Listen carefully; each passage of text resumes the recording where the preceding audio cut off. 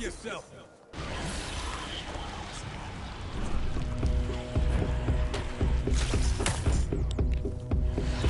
You'll have to do better than that!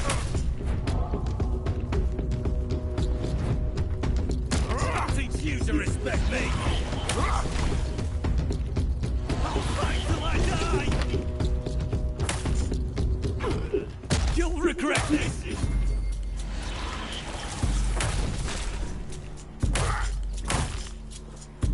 I'll fight till I die!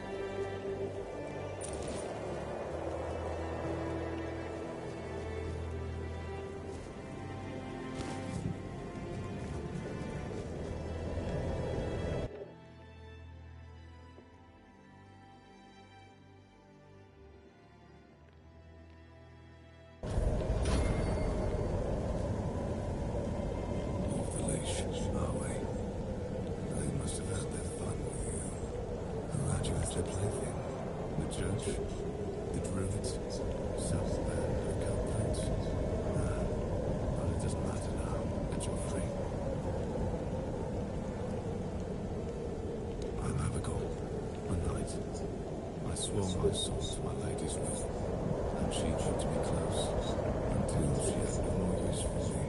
Now I walk alone, but a shadow never strays too far. You look wretched, and you smell like death.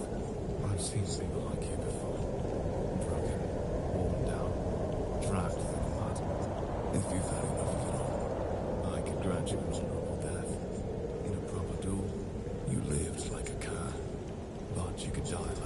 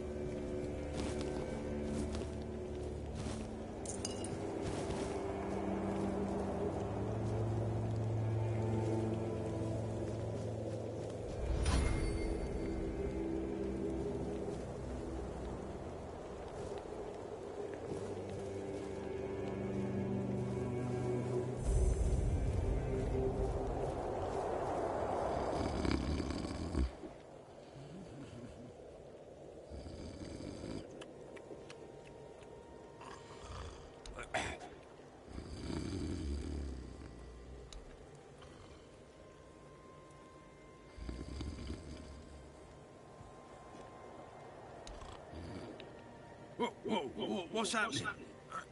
In the name of the All Mother, what are you doing? I could have stabbed you. Wait, I haven't seen you before.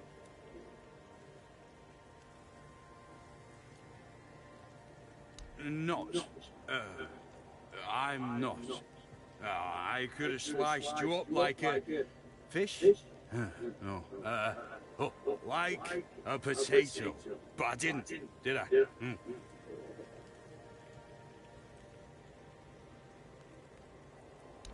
All right, true. Why didn't you, eh? You could have killed me. So you're not one of them bandits, then? Who are you, huh? This pin, I can't say I see it very clearly at this present moment, but it does look important. Very official. But I remember Fergus said something about all this, these emblems once. Oh, yes, I remember now. I welcome thee, ye, royal person, on behalf of the keepers. You are a great friend to our own. Welcome. Please, speak with Fergus. He's our quartermaster. He runs things around here in the captain's absence. He'll greet thee properly. Have a pleasant rest of the day. Open it up, boys!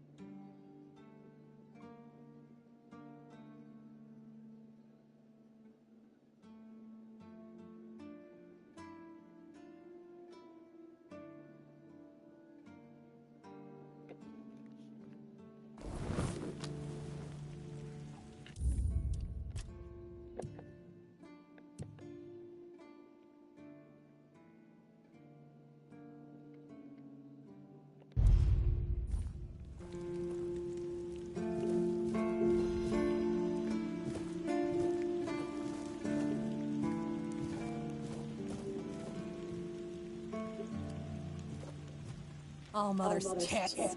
I've just about had it with this bunch of repressed virgins. And who might you be? You don't look like one of them. If it weren't for their stupid rules, I'd punch you in the face, you patronizing jerk. Get lost! What did I tell you? Leave me the hell alone. Huh. That's a first. I don't put much stock in heartfelt apologies as a rule. So what do you want?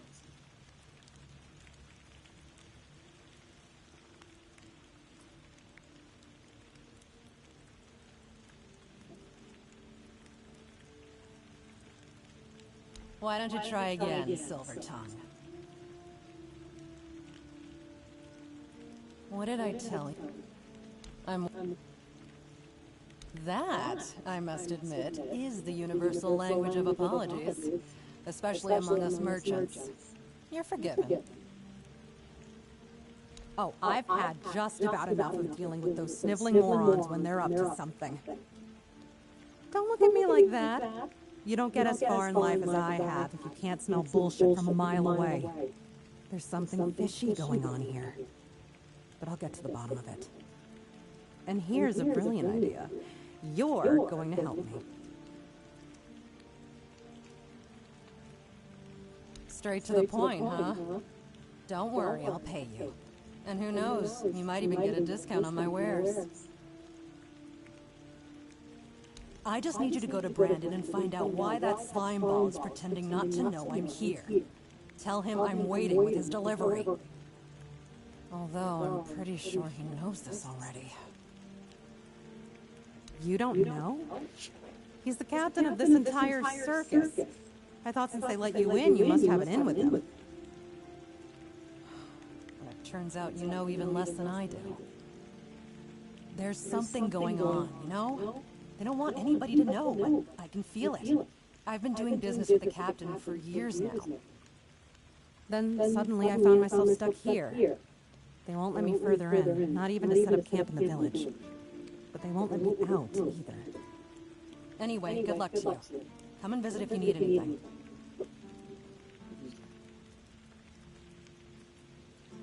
Name's Orla. I'm a merchant. Or I try to be, when my business isn't being held hostage by a bunch of idiots who seem to be terrified of women. What was I thinking when I decided to leave Timberwall? Should have stayed there.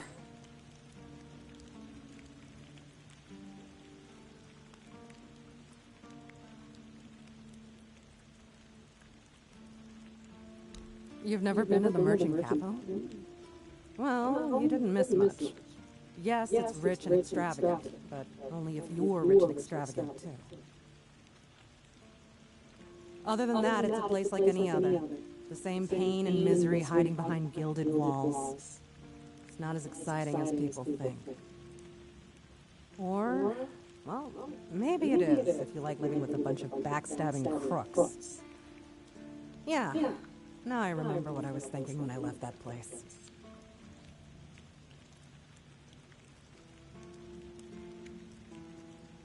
I have no home in Timberwall. Well, we have an estate, but it hasn't felt like home for a long time. I feel like every time I go back, I recognize it less and less. The people are getting greedier and more desperate by the day. Business is slow, I'm not gonna lie. With the weirdness creeping in from the north, and bandits everywhere, trade's just not as profitable as it used to be. But I don't know. Being a merchant from Timberwall used to mean craftiness, taking risks, looking for opportunities. Now they only care about keeping their heads down and preserving their fortunes.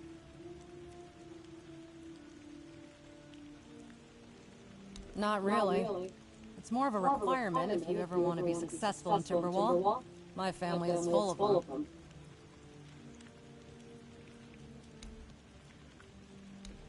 Oh, plenty. And almost none of them happy.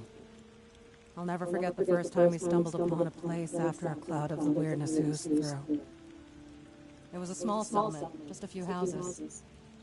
There was this odd, bitter taste in the air. The place was completely abandoned. Or so we thought, until we started finding them, one by one.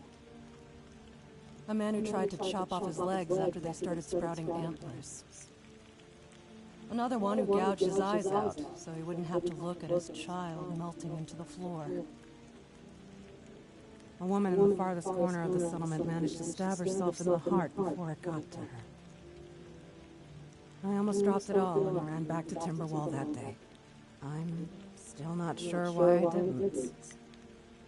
I guess giving up just isn't in my nature.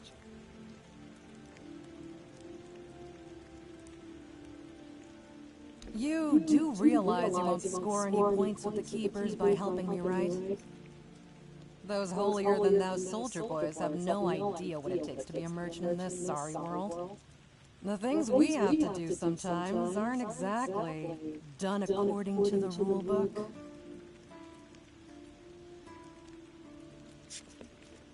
All right. A woman named Ness has my cargo and I need it back. I don't know where she is, but starting the search near the Archspire seems like a good idea. And yes, you'll get paid. Just bring me the wares.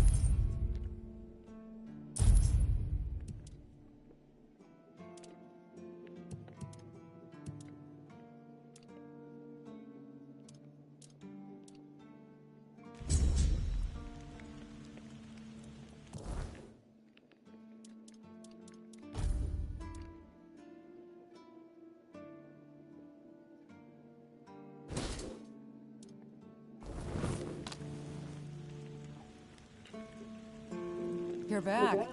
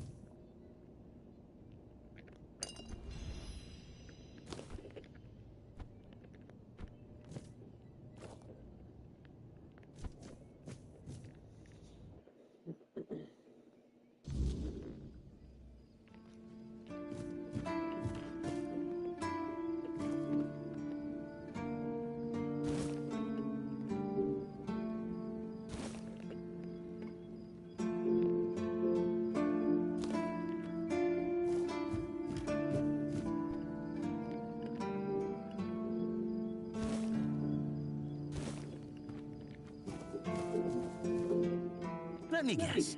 Camelot, no? Timberwall, also no? So you're not from the north?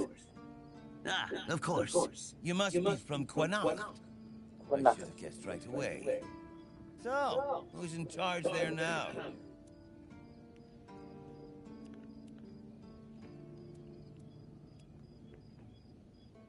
Oh, I was just wondering what's going on out there.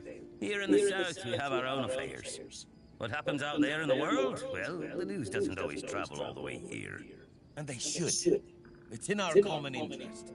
You know, people are talking about rising unrest in the north, and a secret coalition preparing a coup at the highest levels of power. And that whole plague thing is just a tool to reach their final goal. The Red Priests are also trying to get something out of it. And to be honest, it's not gone too bad for them. The Druids are out of the picture already.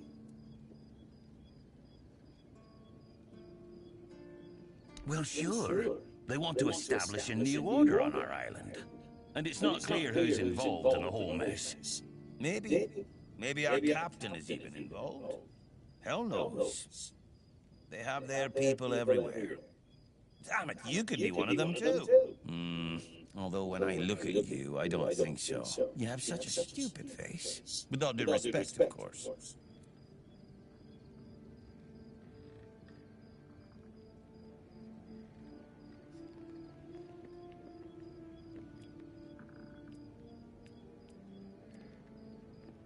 You see? It takes one to know one.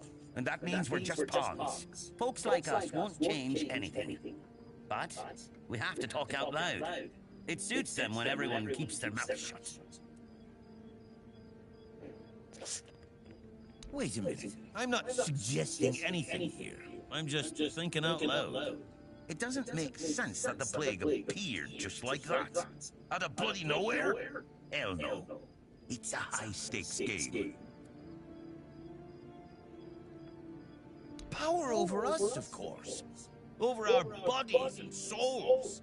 Over Avalon. Over the whole damn course of history.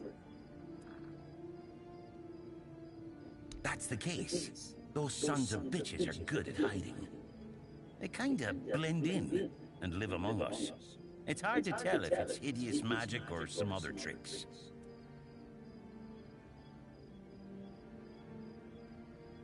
You know, I've been thinking lately.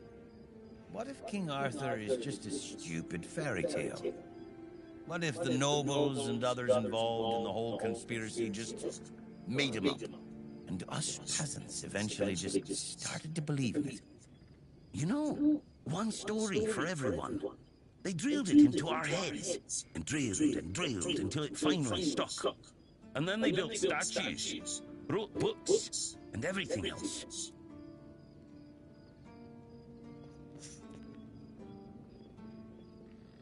Yeah?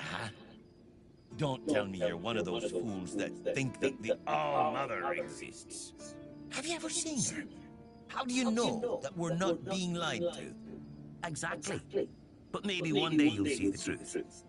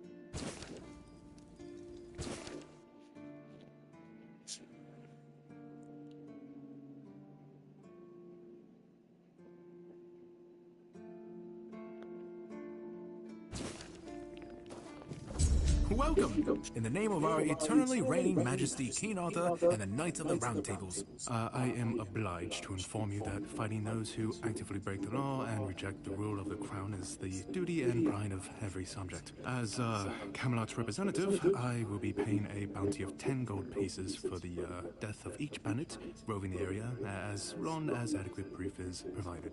I also recommend checking the bounty board for information on wanted criminals, especially those considered particularly dangerous. Please, state your business.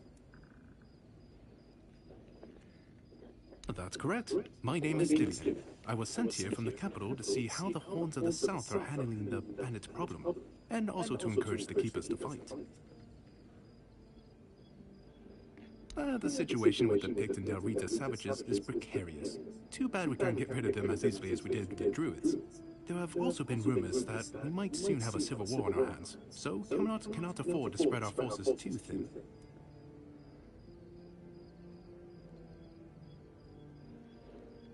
There are rumors that the Rita tribes want to unite, and that would mean open war with Camelot. As for those Pict savages, they've been growing bold, leaving their forest. For now, it's just been small scrimmages. But who knows how it would end.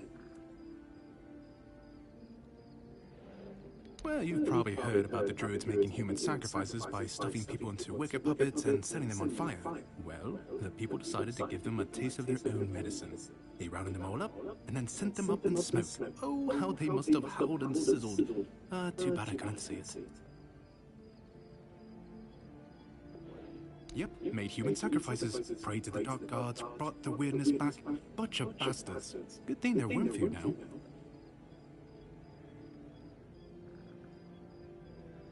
Most of them, the survivors have supposedly taken refuge with savages in the woods, and one of them is rumored to be hiding in the Horns area. But whether that was before or after the Charred Conclave, I don't know. Would you like to hear about him?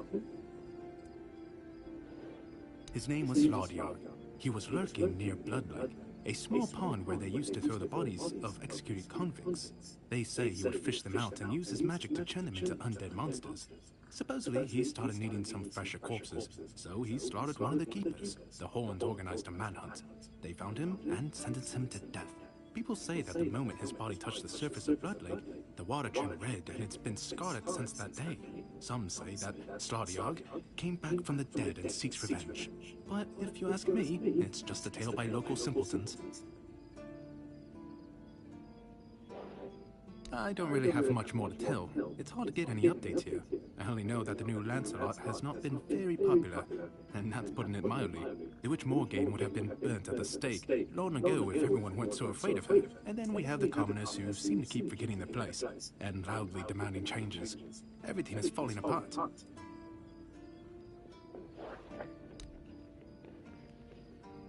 None so far. The keepers don't want to risk being turned into pincushions for a mere 10 gold pieces. Besides, the captain banned them from leaving the Horns of the South without a good reason. Too many bandits and not enough keepers.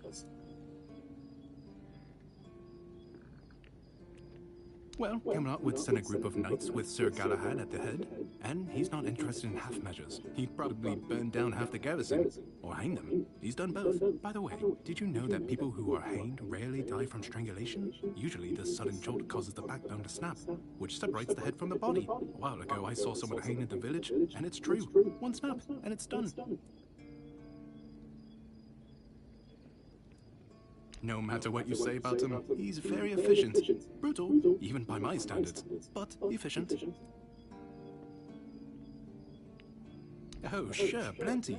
Did you know that apparently if you cut off someone's head, they don't die straight away, but remain conscious for a few moments? If someone dies in a damp, closed-off space, sometimes, but very rarely, their body creates a thin layer of wax on the surface of the skin.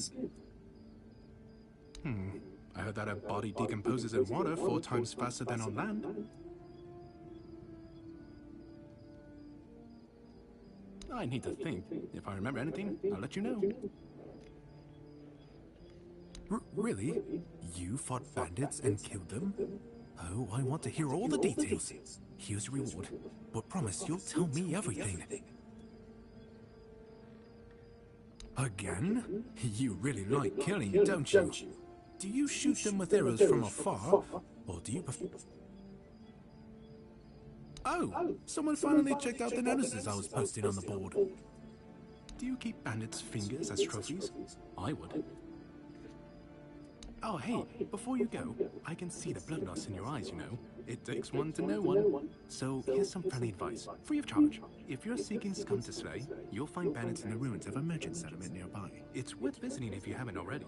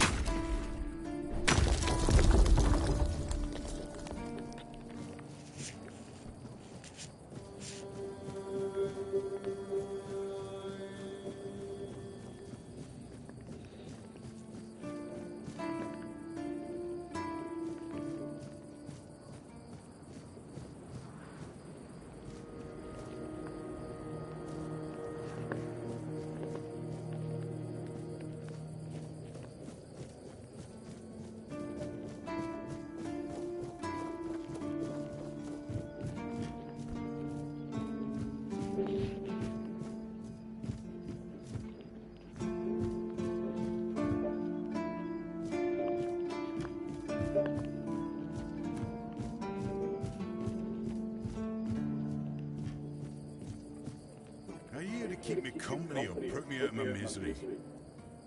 Just kidding. I love the view, but this weather is killing me. Always windy. Always moist. You don't say. I didn't choose to be here.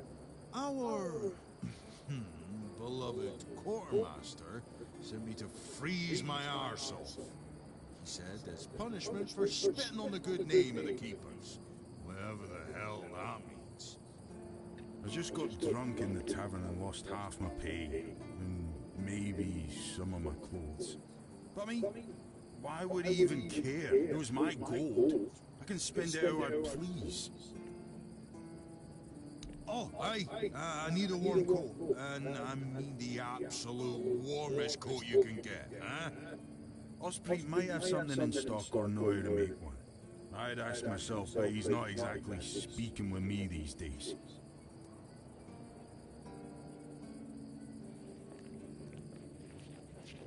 Stupid. That's what I was. I may or may not have commented on our blacksmith's skill. I gave him a blade to sharpen, and when I got it back, it was still dull. Osprey swore he did his job properly. Yeah. I said he's getting old.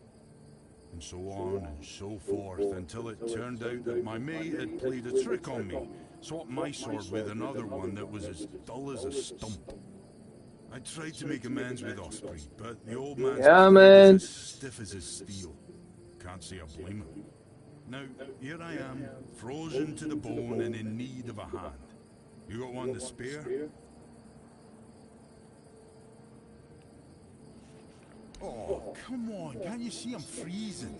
Who in their right mind orders someone with bad joints to patrol the walls in this kind of weather, eh? Thanks.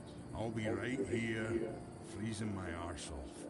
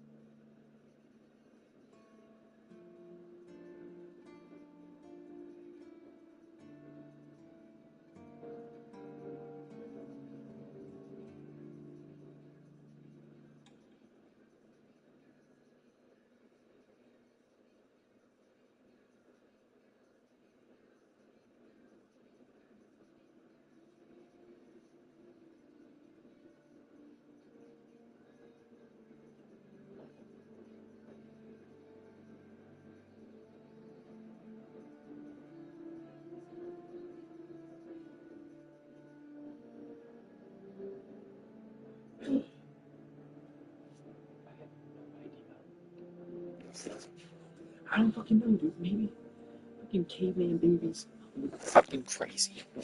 Yeah, fucking came out the blue like ready to fucking kill. How am I supposed to? I wasn't around back then.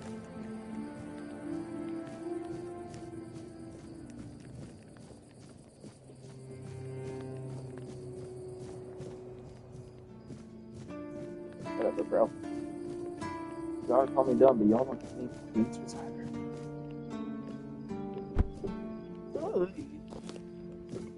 Oh.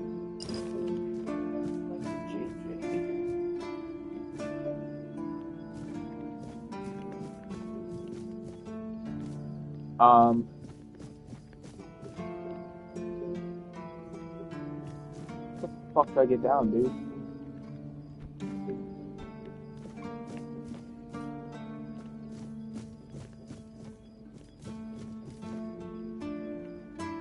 Dude, wait, what?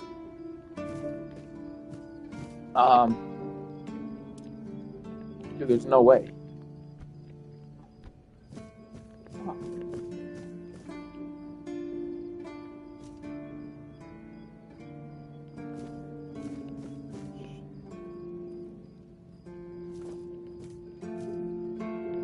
That looks pretty high. Can I climb the vines or something?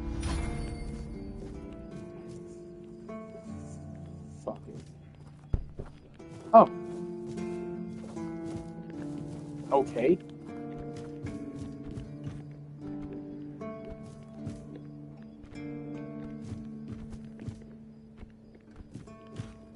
Thought that'd be way worse. Dark Souls 2 is fucking traumatized me.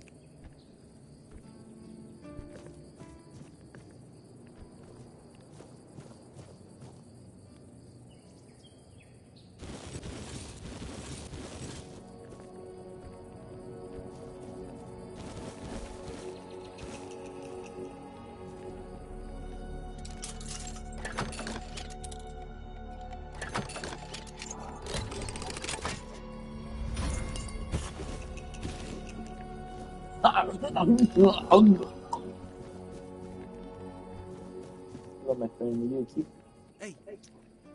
Hey, tell me, can you read? Yeah. Why? Listen, I'm no good with words. Could you read me a letter from my sister? She's learning how to read and write. Can you believe it? She writes letters to me. I'm so proud of her. Oh, thanks. Here's the letter.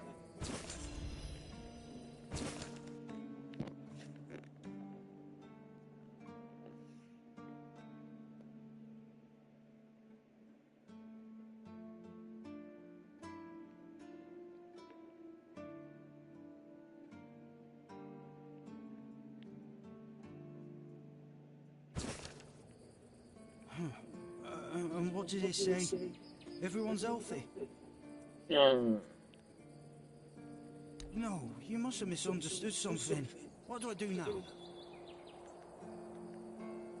I don't know.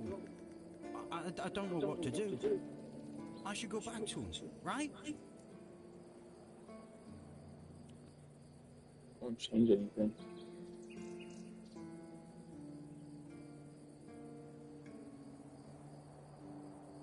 I guess that's true.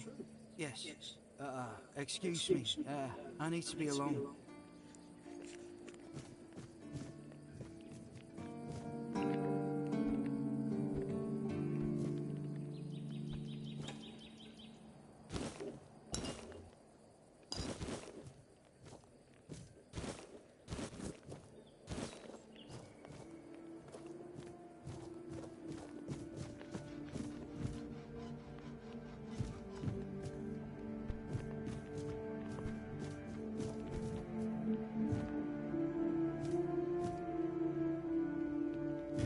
A lot of freaking camps in this fucking place, dude.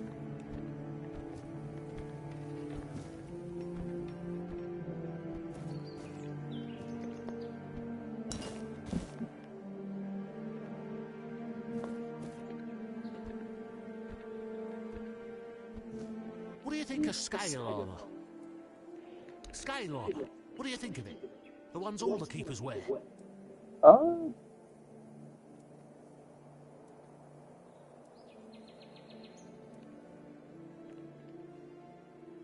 I don't know. It's armor.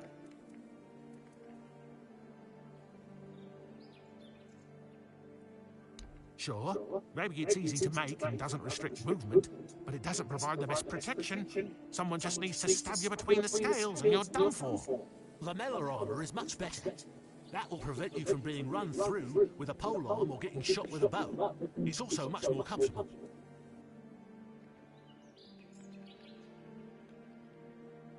I told them, but they both said I know jack shit. Besides, the keepers rarely go outside the walls nowadays. Then the quartermaster added that if I don't like our equipment, he could send me out scouting in just my underwear. Perhaps you're right. But if somebody ever stabs me under the scales, I'll go straight to the quartermaster and give him an earful.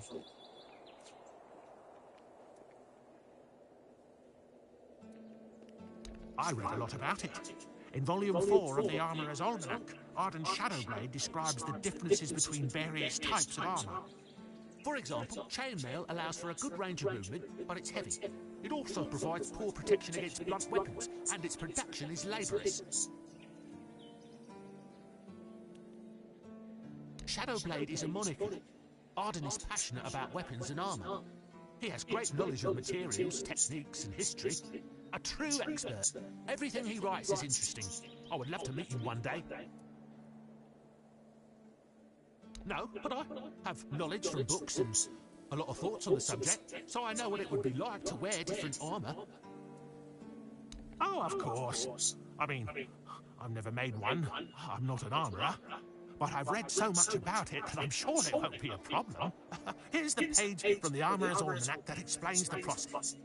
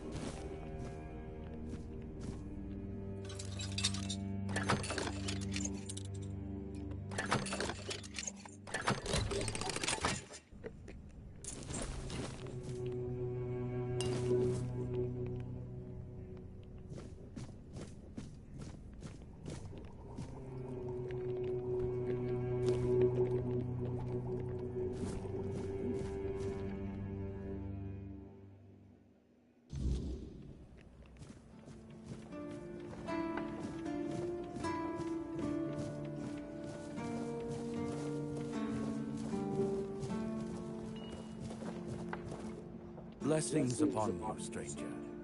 May the word always resonate within your soul.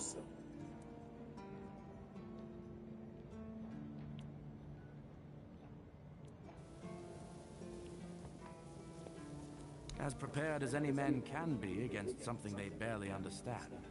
The swords and fire will hold back beasts. But what of the creeping rot that twists flesh and mind alike? But there is one thing. The Excalibur they keep here. It has not been wielded in an age, yet the weird does not creep near it. Well, even as it rests upon its pedestal, the air around it remains untouched. The tendrils of corruption that strangle stone and steel refuse to claim it. The Keepers may not see it for what it is, but I do. There is power in that blade. Something ancient, something beyond the Church's teachings. And if it truly holds back the weirdness, then perhaps it was never meant for men alone. Safe? No. But safer than most, I suppose. But tell me, what is safety, truly? A stronghold? A weapon? A prayer? I've seen men with all three fall just the same. So no, I do not feel safe. But I do feel watched. And sometimes that is enough. It's a sickness, a corruption, but also a mystery. Many of my brothers would call it a curse, a stain upon Avalon that must be purged. And yet, I wonder, did Kai not teach us that all things have a purpose? That even suffering carries wisdom? The weirdness twists and warps, yes. It consumes and it takes. But it also gives. Well, Life grows in its wake. Strange and terrible, but life all the same. If we are to fight it, we must first understand it. And that is what frightens the Church most of all. Understanding. Up here, boy. Certainly. Kai's blessings know no bounds. But sometimes it's useful to seal them in a handy flask.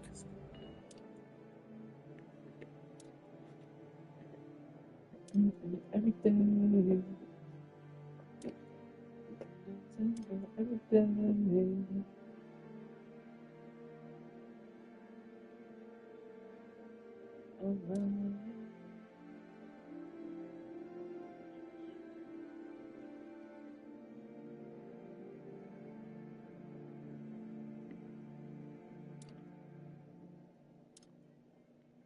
Wee. Wee.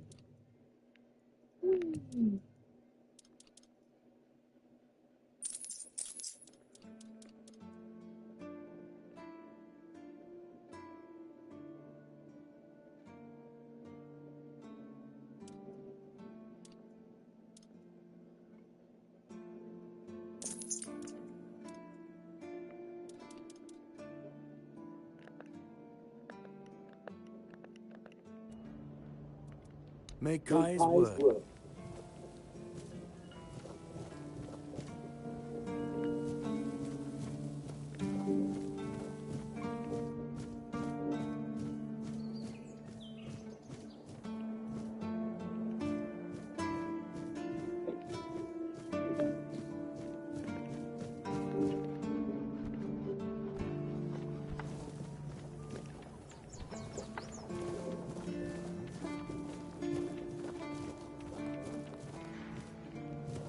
Sir, I haven't seen you before.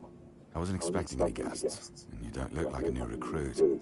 And yet, Odrin let you in. He's not drinking again, I hope.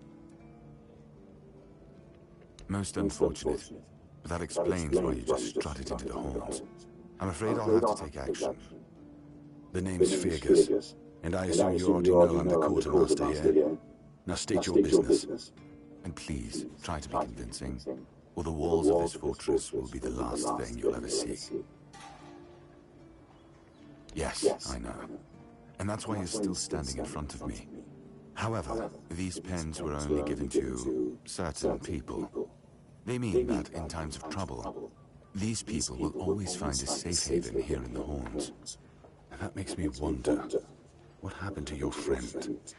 Where is he?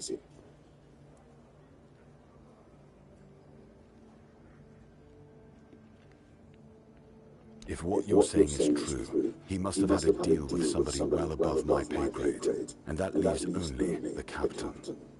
However, if you're lying, then you might as well have just confessed to the murder of a Knight of the Round Table. But nobody's that much of a fool, I think. Fortunately for you, I've seen my fair share of morons in life, and you don't look like one. Fortunately for me, this pin only means that I'm to make sure you're safe in the Horns. Nothing about helping you out with whatever you're up to. Anyway, welcome to the Horns of the South. Make yourself at home.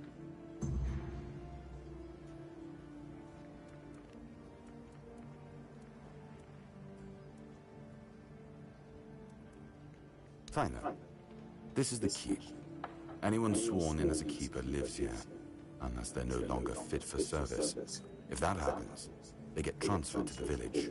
Otherwise, they're not allowed to go there without my express permission. So if you ever see any of my boys down there looking shifty, feel free to report them. You're allowed to walk around the keep and the village, but if anyone catches you stealing, I'll take your hands. If you attack any of my men, I'll take your head. That enough for you?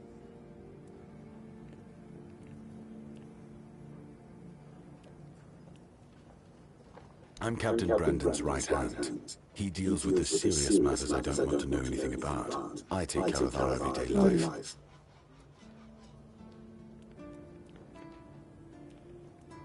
He's not our first line of defense. The archers are. Every man here needs to have a job.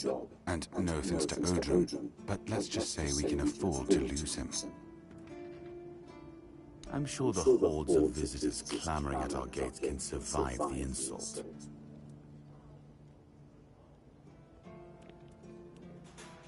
That's between her and the captain. Were it up to me, she'd be long gone. Her presence here distracts my men. Excalibur. You want to pull it out? That's a good one. Well, be my guest. If you think you can, go ahead. But unless you're King Arthur reborn, I wouldn't count on it. We've been having trouble with the dead lately. The kind that don't want to rest in peace. There are more and more of them roaming the area. It might just be the weirdness, as it has been steadily creeping closer from the north, but somehow I doubt it. Anyway, I suggest you go see Marg first. He knows best what's going on there.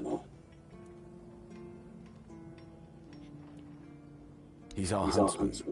He keeps us stocked with meat, so the lads don't have to live on fish alone. They get pretty grumpy when that happens. Right now, Marg is the only other person who's allowed to leave the keep. I'm not about to risk the life of our last link to the outside world, especially when you're so eager to lend a hand.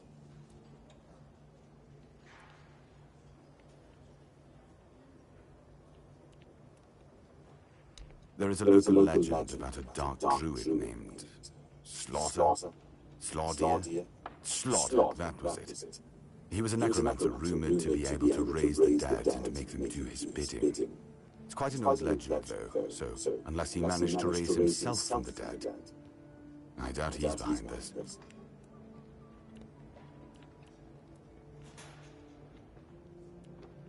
It's old. From what I've heard, it even predates the Horns of the South. The keepers and the people from the village below used to bury their dead there, but after the flood, it's been pretty much abandoned. Yeah, damn druids. They flooded a village of innocent people, just to show everyone they're still in power. Fat lot of good it did them. I'm not gonna lie, I'm glad we got rid of them. The things they could do were unnatural.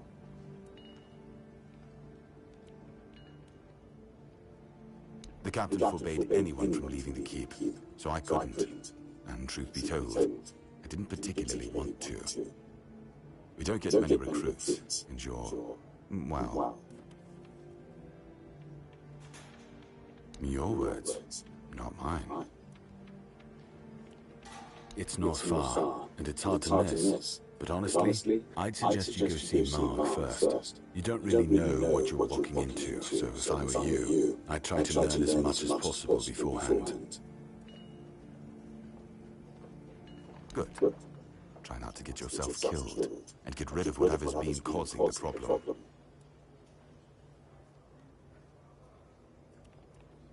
It used to belong to the keep. You could say it was its beating heart. That village was where our lighthouses led the ships, and where the workers lived with their families. Ah, those must have been the days. But then the ships stopped coming, and there were less and less new keepers, and the others left looking for a better life. Until, at last, the sea took most of it. What else was there to do? There weren't enough people to live there, and nobody wanted to anyway. Not since the monsters started coming out of the sea. We wiped out most of them, but new ones showed up every now and then. Mark, our hunter, keeps an eye on the place. You can talk to him if you want. Depends on your idea of interesting. There's a weird statue with a gong, but I'm not sure how much of it is left. Other than that, probably just damp rubble. I don't know. Ask Mark. I'm pretty sure he just sits there all day instead of hunting. No wonder we've been eating nothing but fish. Just as I thought. If you have friends among the knights, you'll want to talk to the captain. But that's not happening anytime soon. Because I said so. What? Did you really expect that you could just enter our keep and head straight for the captain's quarters? There wouldn't be much point in having walls and guards here if anyone could just do that, would there?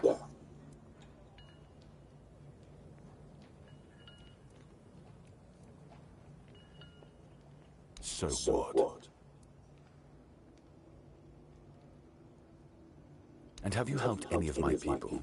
Or are you just here to wave that pen in my face again? First, show me you care, and then I'll take you to the captain. I can't have every random stray wasting his time. Not now, when the outcome of the war with its tribes is so precarious. I trust we understand each other.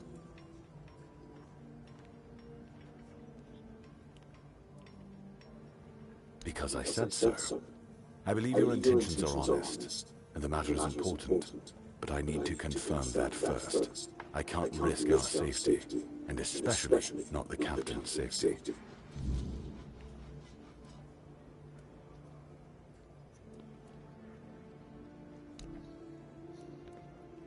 If you need rest, you can sleep in the barracks. It's no royal chamber, but it's better to sleep under a roof than under the stars, right? Especially in this horrible weather.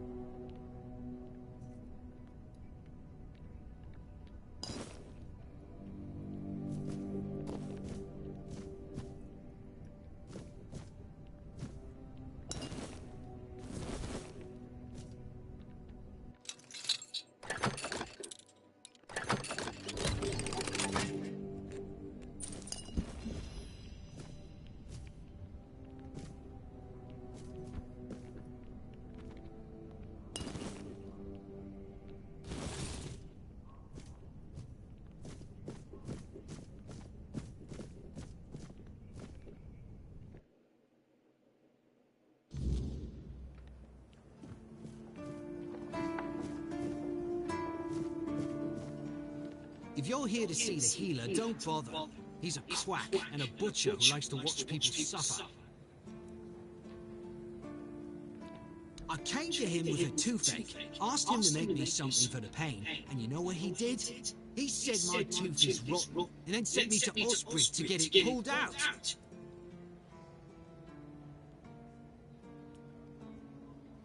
That, and I wouldn't trust him anywhere near my mouth.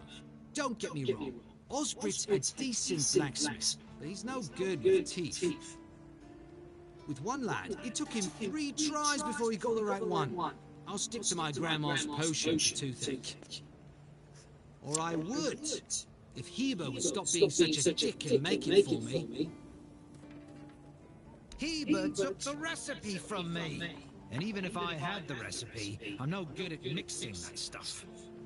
Said if I don't know how to make it, I shouldn't have it. And that he doesn't want some questionable homebrew medicine spreading through the keep.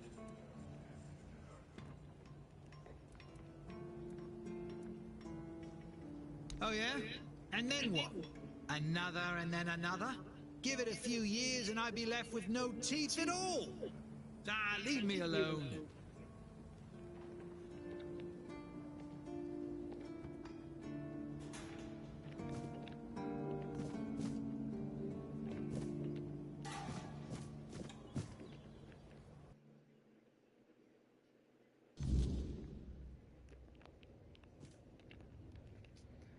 Oh, sorry.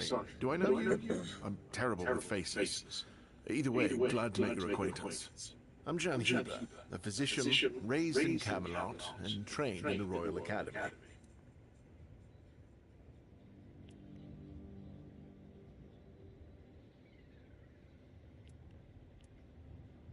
Is some local witchcraft I've been trying to make sense of. I guess I'll find out when I try it. Experience is the best teacher. Don't worry, I'm not testing anything on the others. Graham the Mad, a great Camelotian physician, used to say that a real doctor would never give his patient something he hadn't tried on himself first. A wise approach, which I follow myself. What irony. The pursuit of knowledge is always dangerous. That's why it's reserved for only the bravest of the brave. It takes true guts to face the unknown, to realize just how little you know, and how insignificant you are to the world.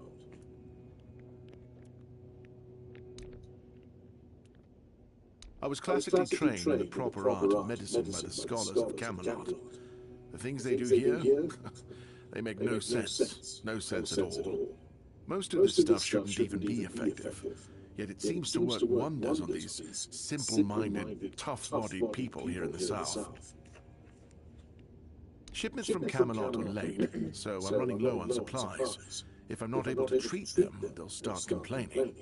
And Fergus doesn't like when people complain, especially when it comes to their health. He truly cares about them, I've got to admit. He doesn't care much about anyone else, though.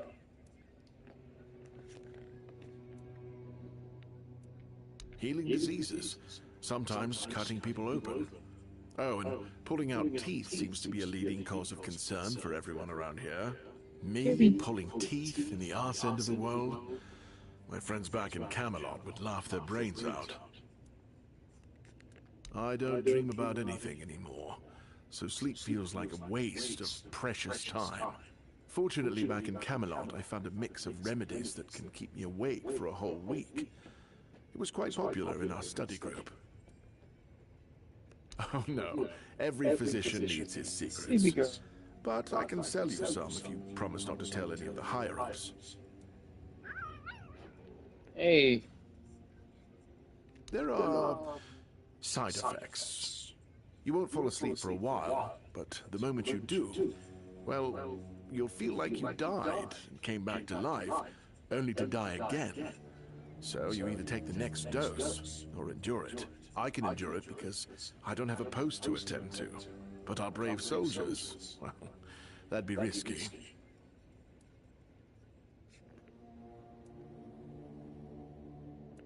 Well, they already trust my word. I'll be sure to deny everything. Moreover, I'm in the position to raise my prices, or to refuse to sell you medicine, whichever suits my mood. I'm honestly quite offended you're even asking. Why would you, though? Don't you have better things to do? Aha, got it. So you're up for work not out of the goodness of your heart, but for your own selfish plans.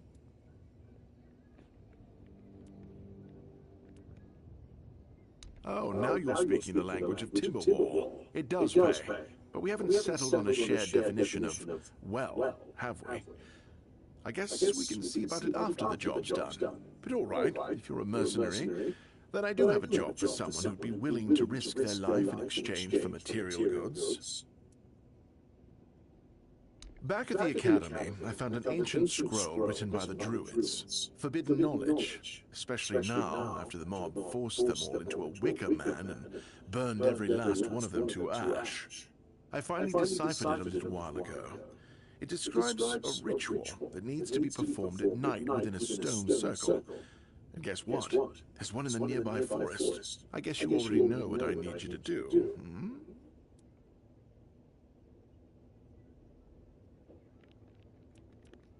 And here I am, thinking that everyone's already heard about the Charred Conclave. Well, it wasn't the proudest moment in our history, that's for sure.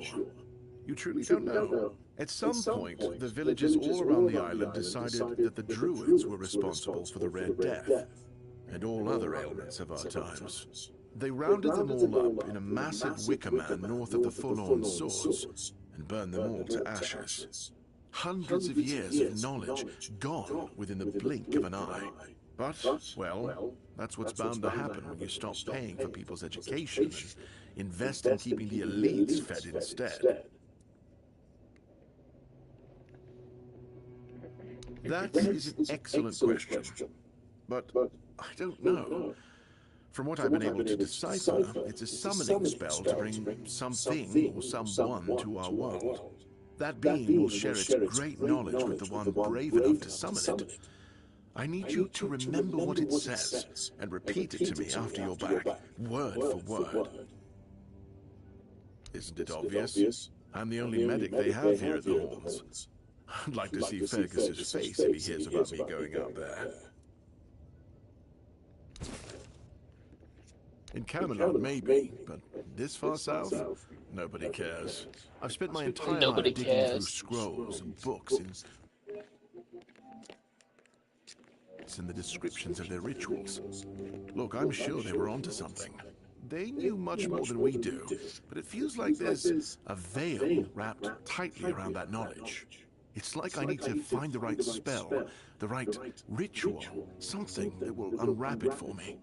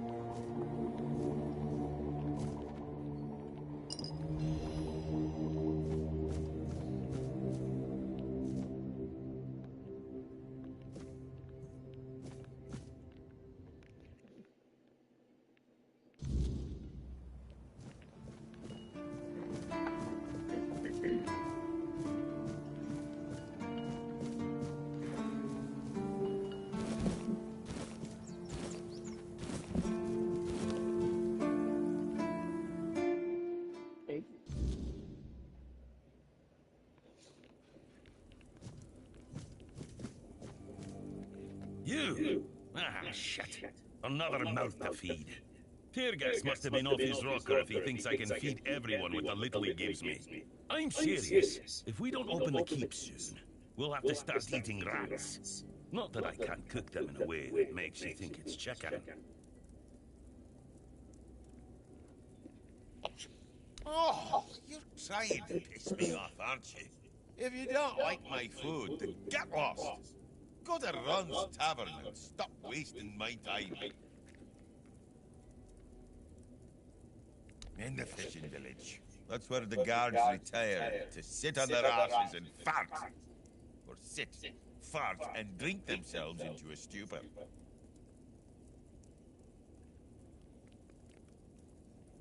Then go sit there for a week or two, if you're such an adventurer.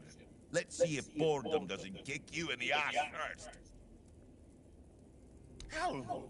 I'd rather stay useful here than drop dead at my stove than waste space over there.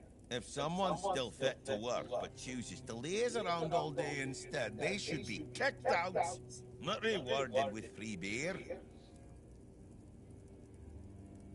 It's a good thing you didn't start with calm down, or I'd have shoved my cleaver up your arse. Yeah, I'm pissed off. Because our gracious sovereigns recently decided to let in a bunch of refugees from the villages. They say they're running from the weirdness, but who knows, really? So now I have even more hungry mouths to feed. And since the captain ordered the lockdown of our keep, the supplies are dwindling a lot faster than I'd like. Of course, I can make you 1,000 different dishes based on fish and crowds. But come on, even the keepers need some variety in their lives. Well, well, an adventurer, are you? Ah, I'm good for now. But if you find something interesting, you can drop it off here. And, as a sign of goodwill, I'll allow you free reign of my kitchen. If you need to cook something, go ahead. Oh, this is new. Maybe we'll get along after all. The dimwits here never want to learn, only eat.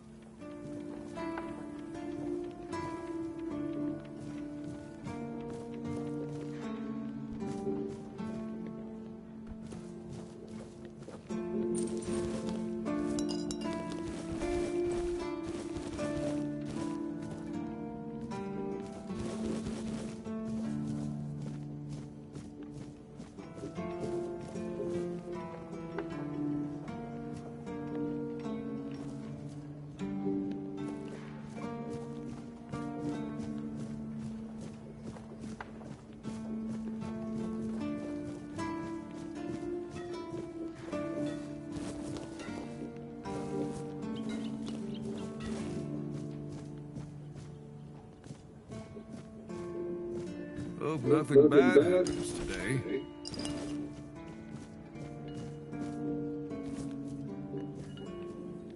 Oi, friend.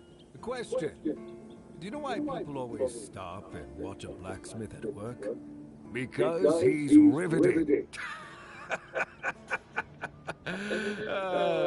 It's good to see a new face in this sad hole. Oh, of course. I forgot to introduce myself. I'm Osbert, local master of hammers and anvils. Do you need your blade sharpened?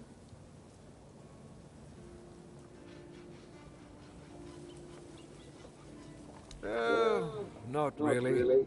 Especially since we went into a lockdown a while ago. People used to come and go. Now and then a ship would make a stop at the village below, but nobody's really come around since. Well, since the entire shit show that's going down everywhere. Now that I think of it, you're the first they've let in. What'd you do? Who did you bribe?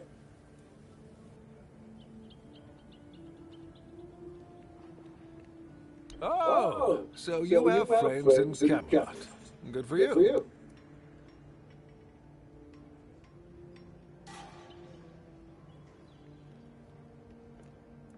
Of course I do. Those pins are peak craftsmanship, and very rare at that.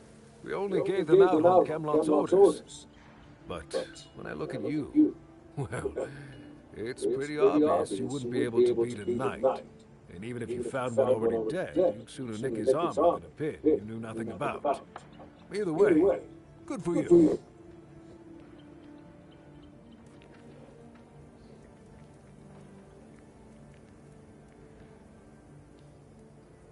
Yeah. After we lost 2 squads trying to take back the All-Mother's Temple from the Dalrita, our captain decided that nobody leaves the halls. Then he shut himself in his office, without leaving us any orders. Fergus is trying to keep the lads occupied, but... just look around. Half of the people here are losing their minds, and the rest are losing their wages on drink. Sometimes I wonder, you know, how many things can go wrong at the same time. They say that misery loves company, but here, it's like we've done something to anger the gods, and they're taking their sweet revenge. First, we started hearing that the weirdness was spreading in Grubwood. Soon after that, we saw waves of bandits approaching from there. Desperate people. They took a lot of our territory. Then, the Dalrita tribes took over the All-Mother's Temple. And after that, the supply chains from Camelot collapsed for some reason. And so on and so forth. We're in quite a pickle, my friend. We've started betting on what's going to happen next. Sea monsters? Who knows?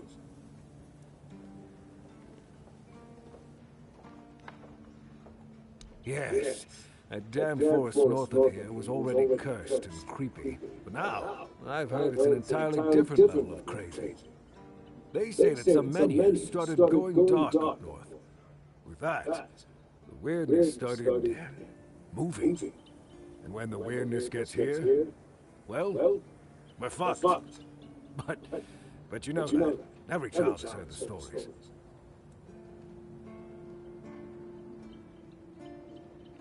Truth be told, most of them are just people desperate to survive. When the villagers started dying out because of the weirdness, hunger, or raids, they lost their livelihoods, ended up with nothing to their names, and nowhere to go. So they banded together and started raiding whatever was left. Then they turned to killing each other. They're like rabid wolves. Too bad they're here now, too.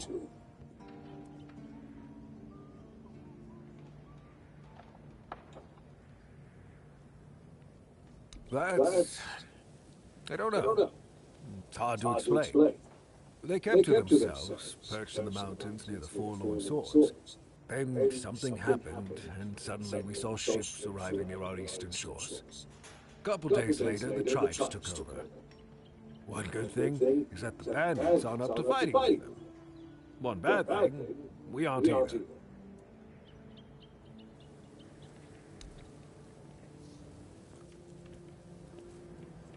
Ha! Friend, I wish.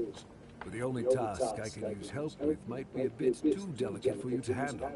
Unless you're a master goldsmith, then feel free to prove it, and I'll have work for you immediately. There's just not enough of them to go around. And now that we're on lockdown, there's not much demand for my services either. Listen, I said I don't have any jobs, as in things I pay you for doing. That doesn't mean I can't teach you a thing or two, if you're willing to learn, that is.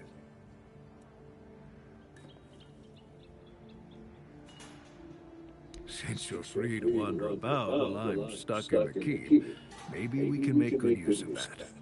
You've probably bashed in the skull of a beast or two, right?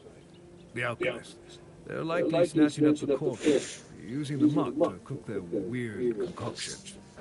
But perhaps you'd rather craft yourself some armor from those hides, huh? We should start with something simple. Let's see. I'll give you some notes on how to make armor. You gather the materials and get to work. And when you're done, you can bring it over so I can see what you've made.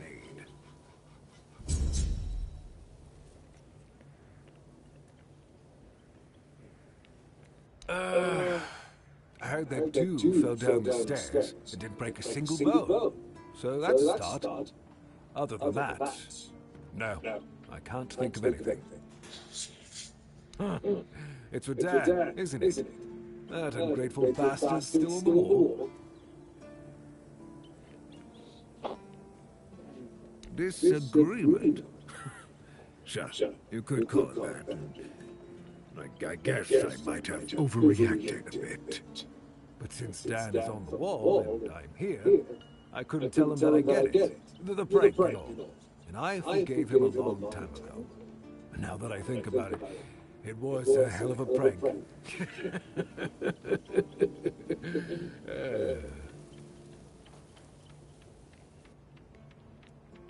Well, I may not be angry with him anymore.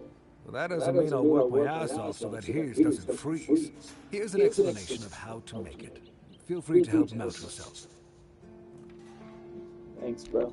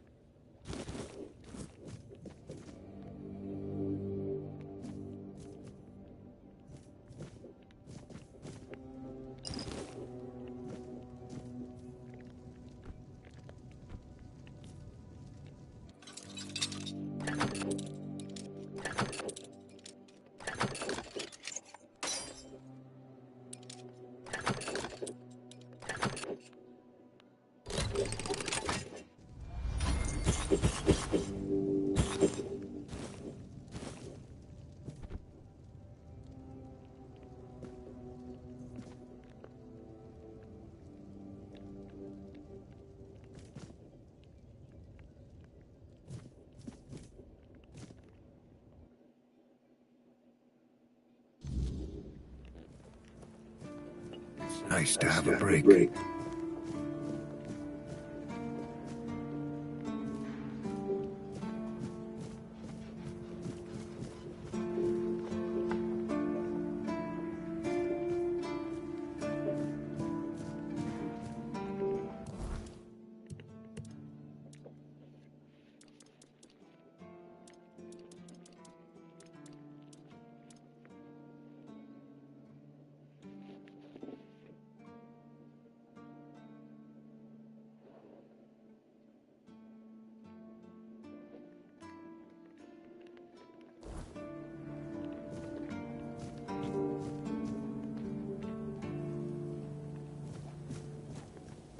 Just another peaceful moment.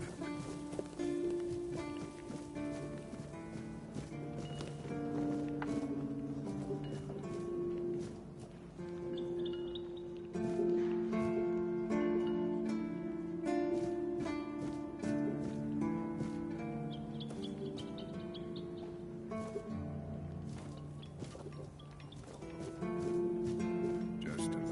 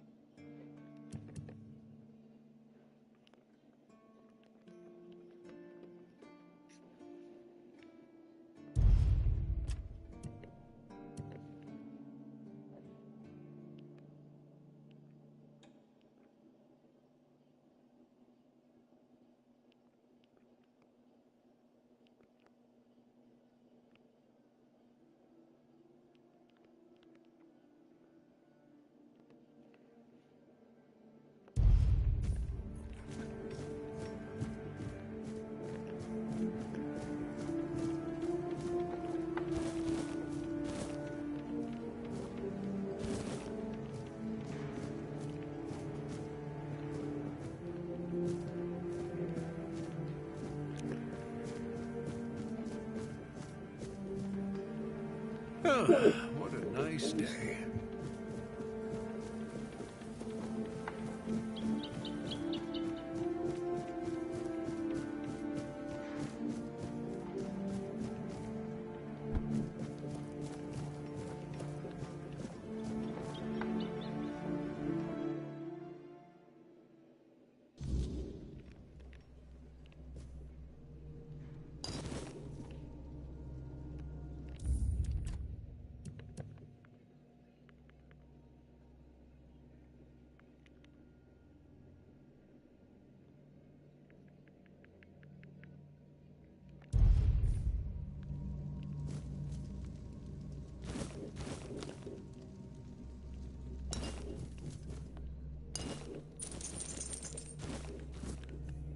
What do you need?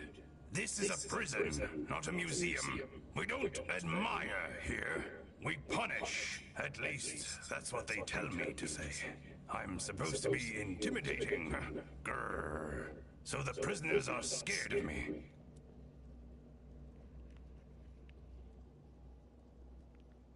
Usually, it's nothing but interesting folks. I'm telling you, in these crazy times, every one of them comes in with some wild tale. But right now, quiet as can be. Good thing I've got my books. All my adventures are in there these days. Because I am. I asked for this post. Just to get some peace, quiet, and warmth. No useless small talk. No shrieking seagulls, and none of that cursed biting wind. I'm telling you, it's heaven. And I get to read my books, too.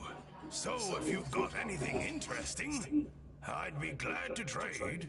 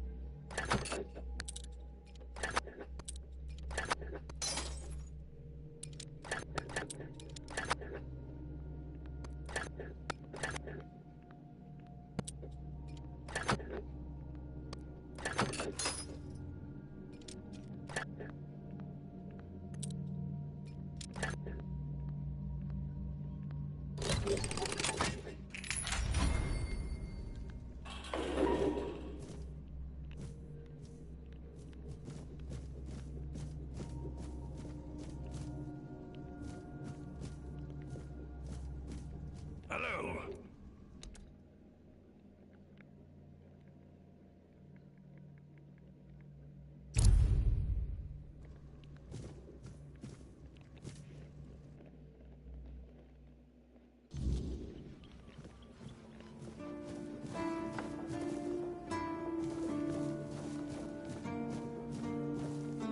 Good to see you again. The pledge today was very interesting, wasn't it? The certainty in Quartermaster Aimer's voice. Beautiful. Makes one eager to start work. So, what do you need this time? The pass again? Are we planning a trip to the stale lamb? Hey, not this time, my friend. I've run out of ink. I'm waiting for a delivery. Steward Orla will let me know when more arrives. In the meantime, I need to ask you for a favor. So, you in? For the sake of our long friendship?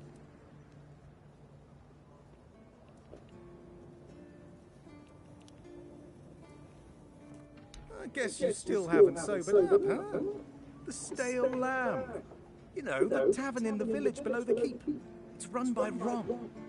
Truly a great place. I hope they're not planning to close it down. Oh, they wouldn't do that, right?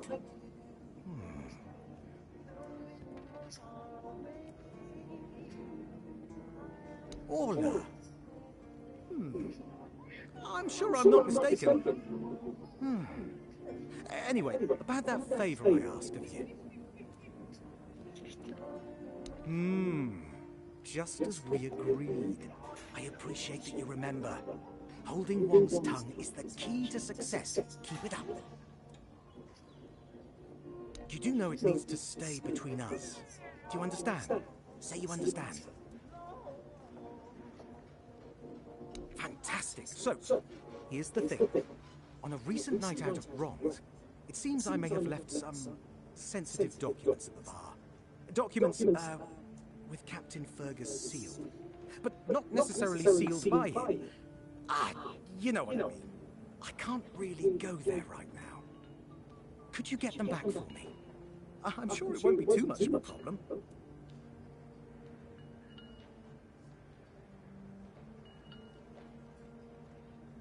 Splendid! When you have the documents, meet me at the third crowing of the rooster. Or just find me, I'll be around.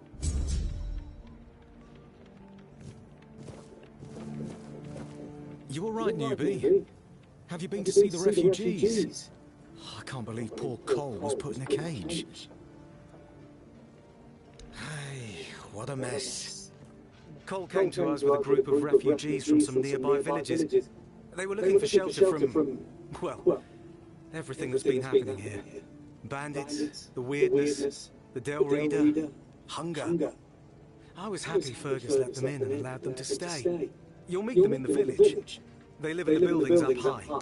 Not long ago, though, Cole started acting very strange, erratic, sometimes even aggressive. One of our keepers, Old Mahon, tried to calm him down. He might have used too much force, and Cole felt compelled to defend himself.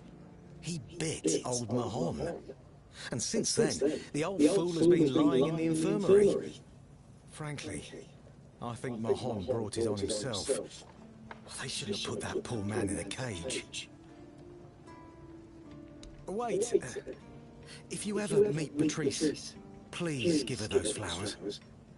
I know it's not much, but I'd like her to know she's not alone.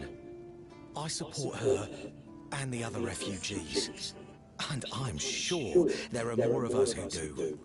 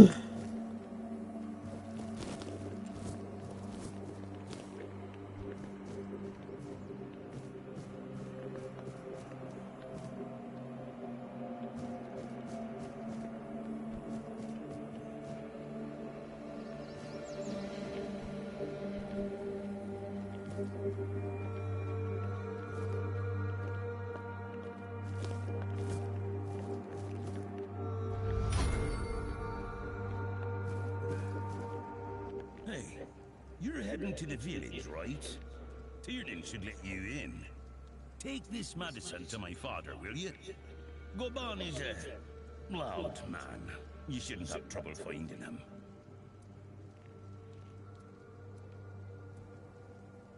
Oh, seriously?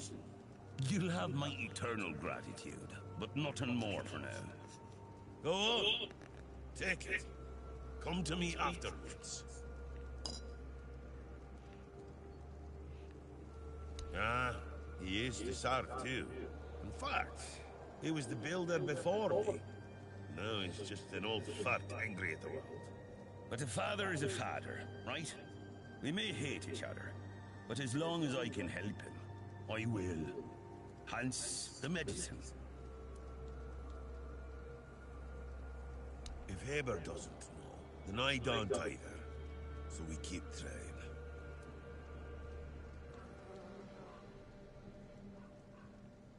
Because he received orders not to let any keeper through without a pass.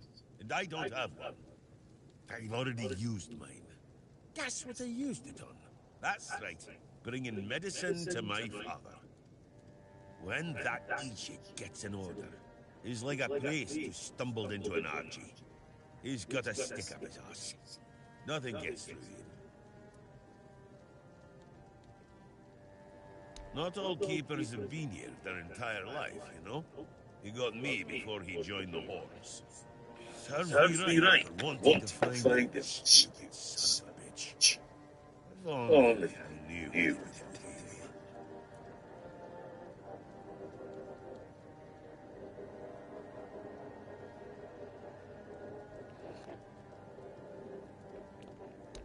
Well, no, of course we're not priests of the Order.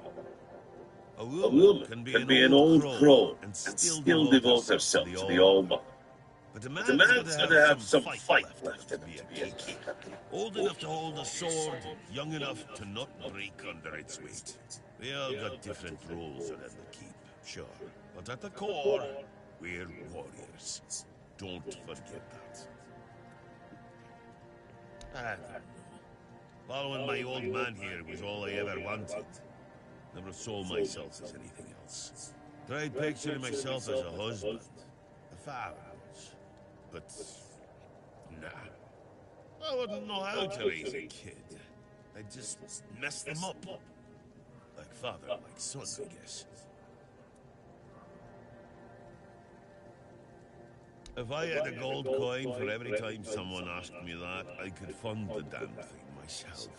Look, it's Camelot's orders. I get paid to follow them, not to question them. If they want to throw money at us to keep up appearances, that's their problem. I'm not about to stop them.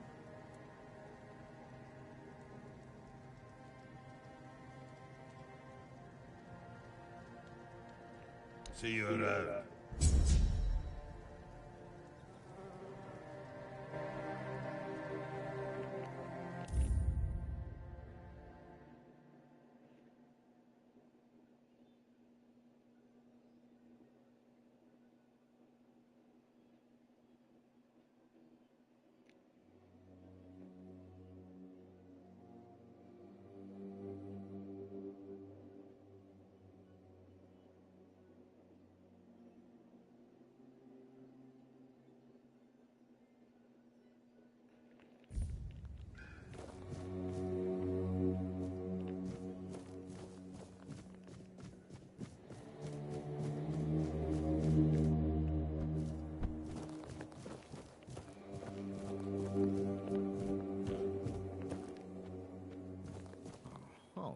Have mercy, not another one.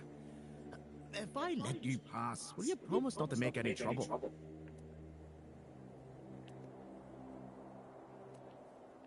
That's just my luck. Take the post, Tiernan, they told me. You'll be looking after a village full of old farts. That's practically early retirement, they said. What a load of crap. There's always something. If it's not the deck falling apart, it's a refugee running around biting people.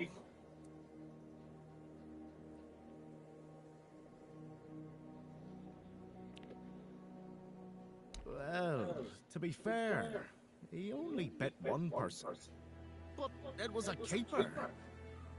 I know my home can be a piece of shit sometimes, but gods. Now both of them are sick. And Heber's got no clue what's wrong. It's the only reason that refugee isn't dead. So, he's sitting in a cage. His wife's crying all day, and everyone's pissed. Meanwhile, I'm stuck in the middle of it all.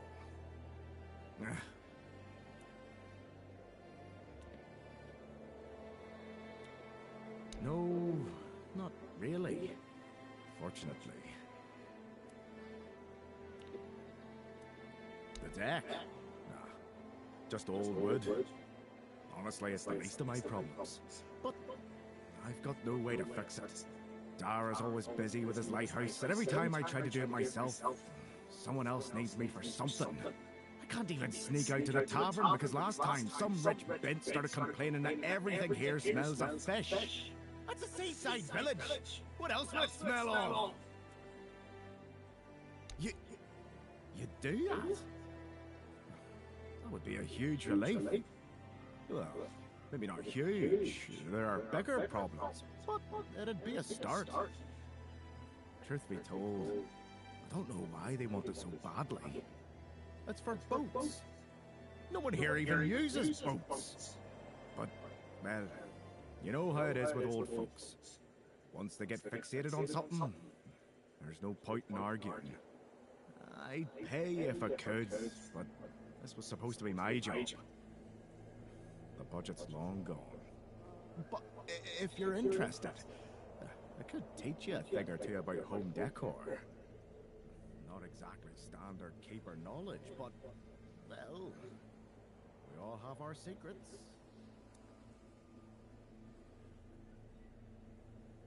Surprised? Can't blame you. This might sound odd coming from someone stationed in a glorified fish bucket, but I've got a thing for furniture. The only thing more mismatched than the barracks around here is my career choice. But, yeah, I like imagining places where things fit. Where chairs don't wobble. Tables don't look like someone hacked them together with a dull axe, and beds.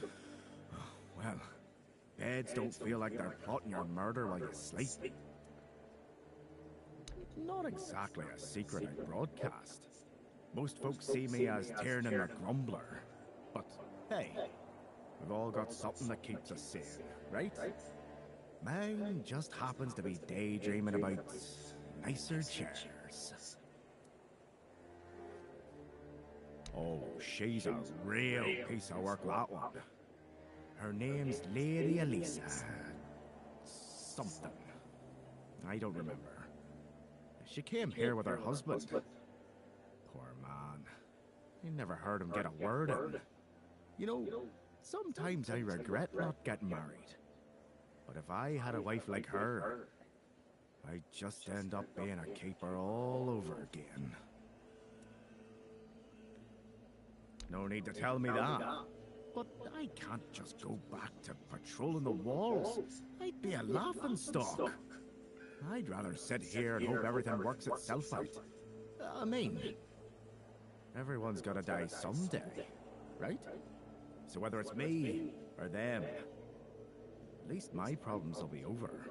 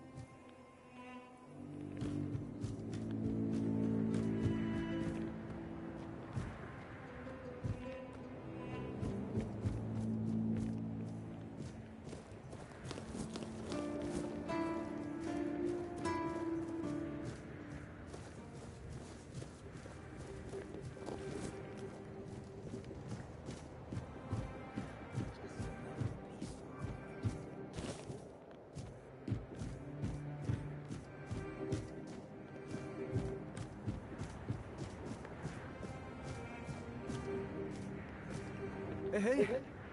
Hello. Are you also wondering why the heck we need them?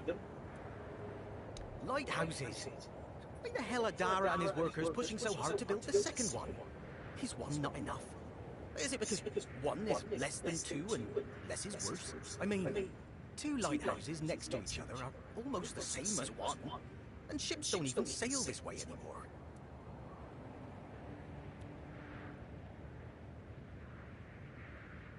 Two taverns, of course. One to drinking, and the second for when you're already drunk.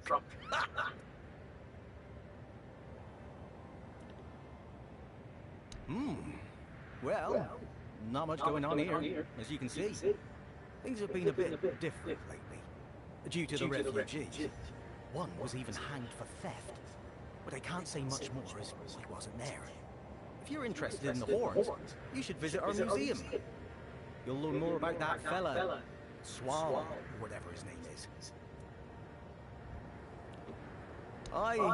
It's boring, but at least you don't have to pay to enter. Almost nobody goes there anyway. What do I think? As long as they follow the rules, they can stay. And if they don't, then they can hang. That's all. Folks are saying that there's some other group, probably more dangerous, not so far from here. If they come closer, well, that wouldn't be too good. Aye, why would they? The waters are treacherous, so no ships. Storms and the weirdness are a deadly combination. Besides, who'd have the time to build or repair them? There are enough problems on the island. We don't need more.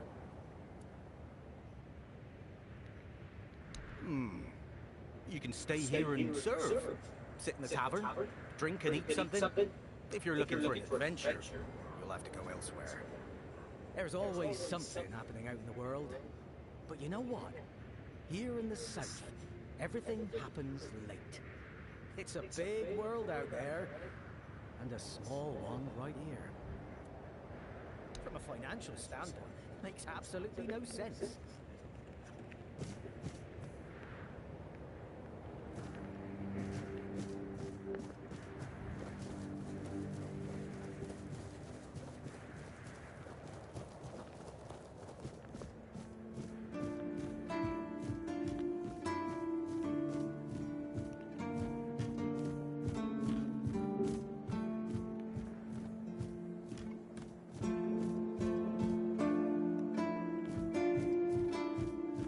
Just stay put.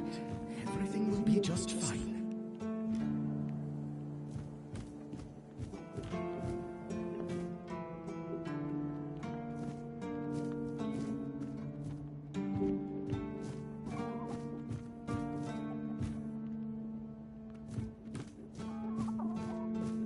What's the feat?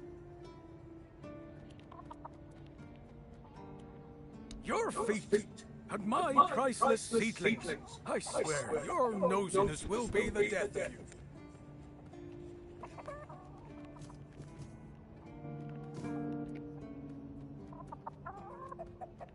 Always. I have everything I need. And you, the fly in the ointment. I'm Owen.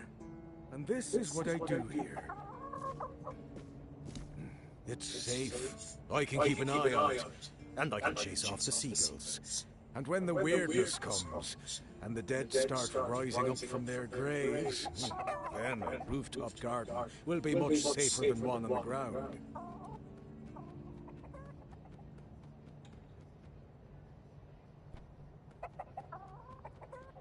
I let Rark in.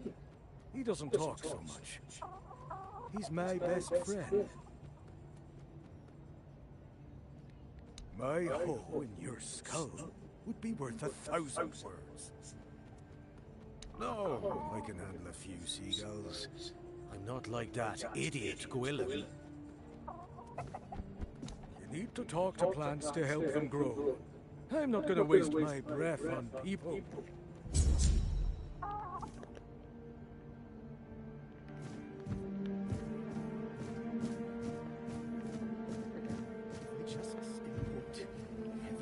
be just fine.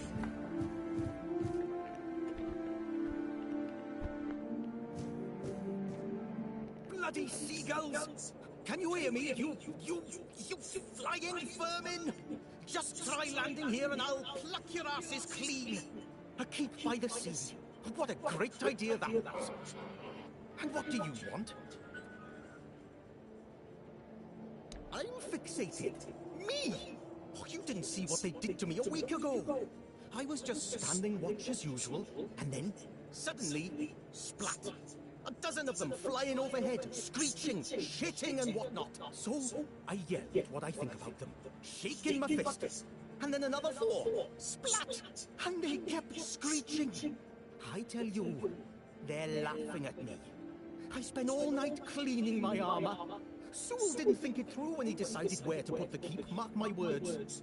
Nothing beats a Jet 2 holiday. Right now, you can save 50% Sure. per person. If you haven't noticed yet, everything here tries to destroy you, including the bloody seagulls. I once managed to shoot a few. I thought they'd learned their lesson and wouldn't be flying over here anymore. And guess what they did? They kept shitting. With increased force. Like they're planning it. Vengeful scoundrels. I need to try a different strategy. Make them feel real terror. Like the way crows are afraid of scarecrows in fields. I'm sure seagulls also have something that scares them. We just need to find out what it is.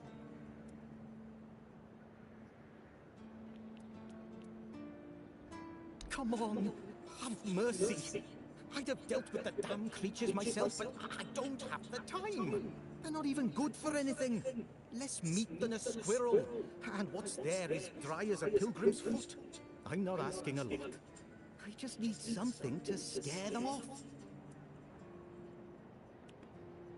A fee?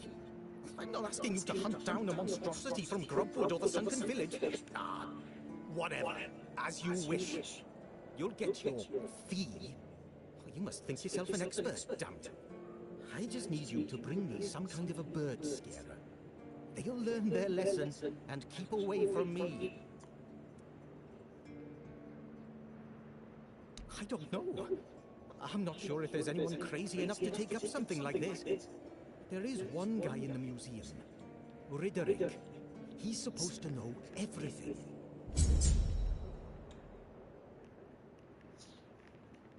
There you are. What are you waiting for?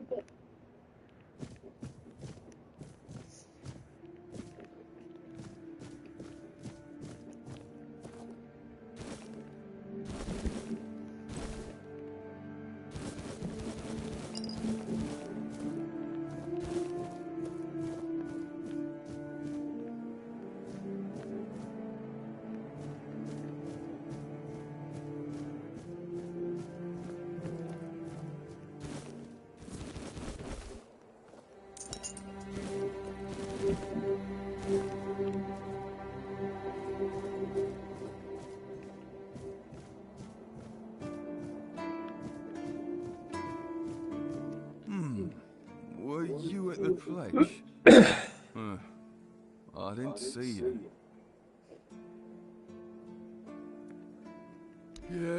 Yeah.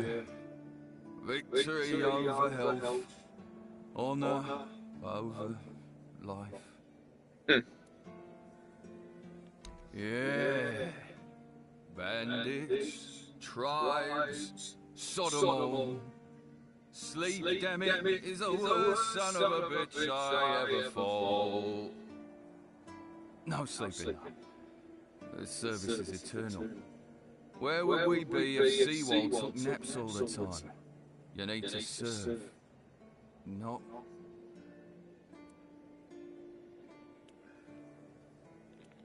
I shut my eyes for about 15 minutes every day.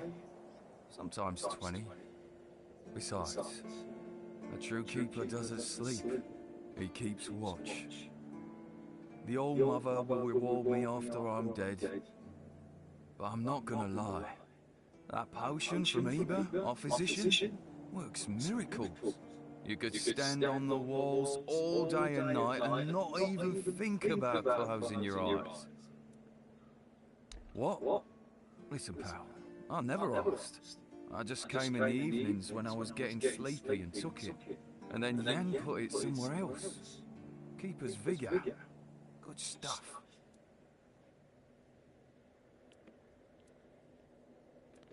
So what you know. Once more, called to this glorious service by the grace of the sea.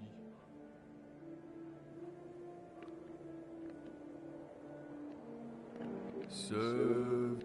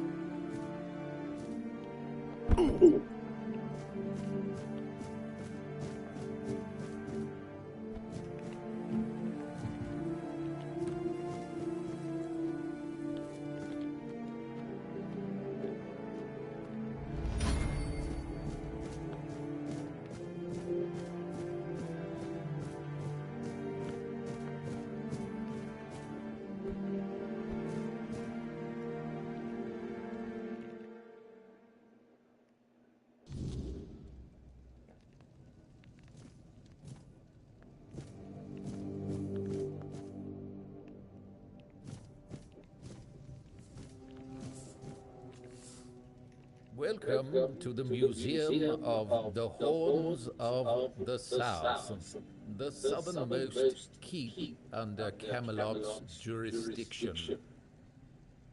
My name is Ridderick, and I will be happy to introduce you to the rich history of this fascinating place. A history that began 623 years ago with the first keeper, Sewell Firstfoot. I'd also like to bring your attention to our numerous exhibits that are, as I like to say, inanimate witnesses of the history of the Horns of the South.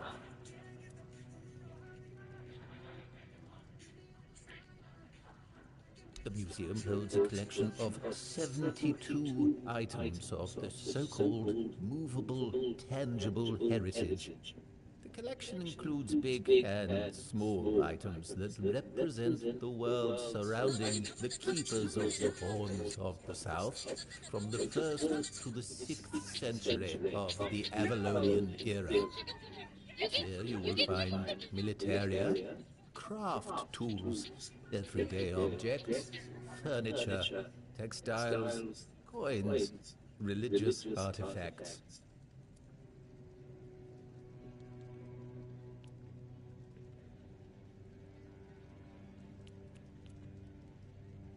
I'd say all exhibits are worthy of your attention, but I could point you to the ones I personally think to be the most notable, or, subjectively of course, the most interesting.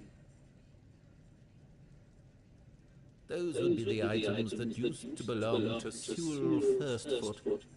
We have his signal horn, and also his boots. Those boots were the first to touch Avalonian soil. What is also worth mentioning is the tableware used by King Arthur himself during his visit to the Horns of the South in the 15th year of the Avalonian era.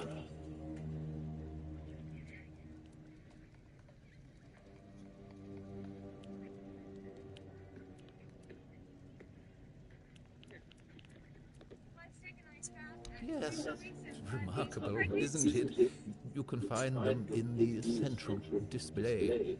Sewell's boots were sewn from 3 pieces of tanned calfskin, tied at the top with a leather strap.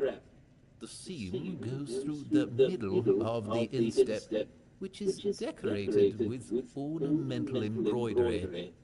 On the outer side of each shoe, you can find a decorative brass buckle with the motif of the Camelotian bear.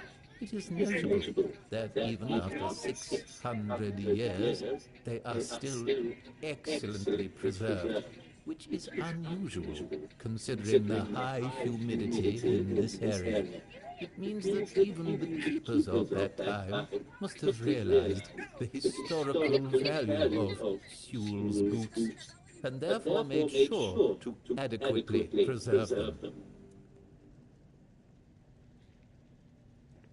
It is indeed an interesting exhibit. The horn was used by Sewell during wartime, not only for signaling, but also for intimidation.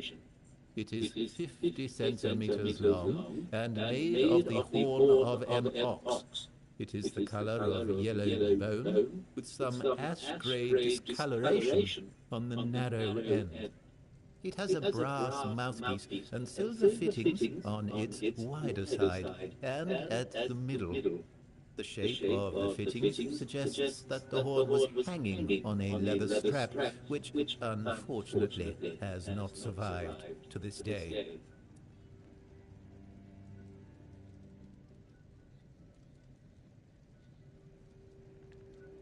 It's a memento of the visit of the legendary ruler of Avalon.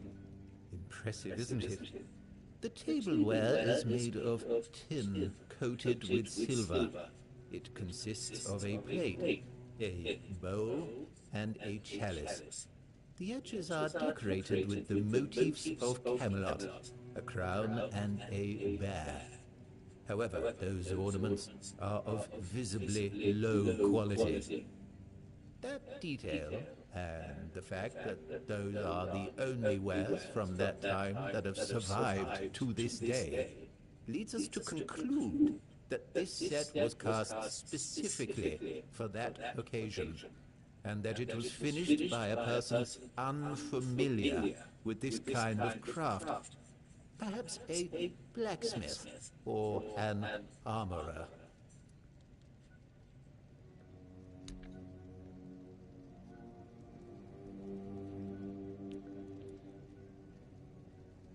It began in the year 542. It is the crowning achievement of a group of keepers who were fascinated with Sewell Firstfoot. It took them years of tremendous effort to finally open an institution devoted to research and education, worthy of commemorating Sewell's great legacy. The first keeper of the museum was Gladwin Flanagan, who was personally appointed by Captain Berra the Black.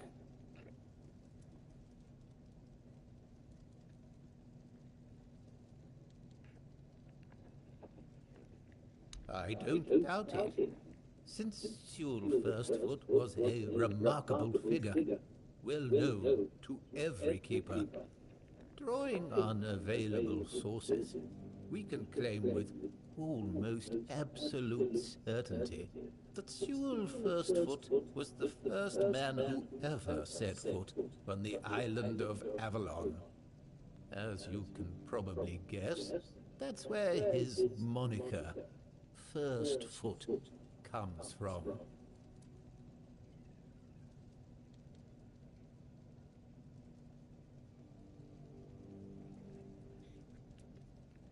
Of course not. That was just the first of his many great deeds.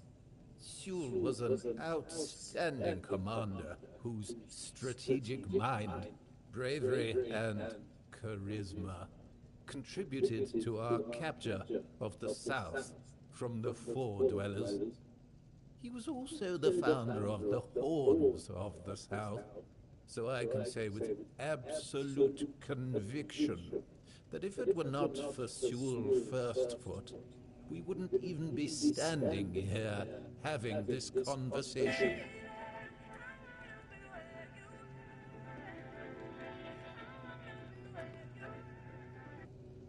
I have to admit that local fauna is not one of my main areas of interest, but I do know the answer to this question, as it is rooted in the history of the Horns of the South. It used to be the case that a significant part of the daily catch was gobbled up by our troublesome coastal neighbors. So the keepers of that time found a very peculiar way to deal with the problem. I was about to order me some food. Some of them, called the seagullers, scared off the coastal birds using specially constructed masks. They made them from feathers and pieces of tanned pigskin sewn together. The reason the gulls avoided these masks is unclear, but perhaps their peculiar shape reminded them of a natural predator. They don't got a plan where I can subscribe for 24 months. Yo, DDG, big bro.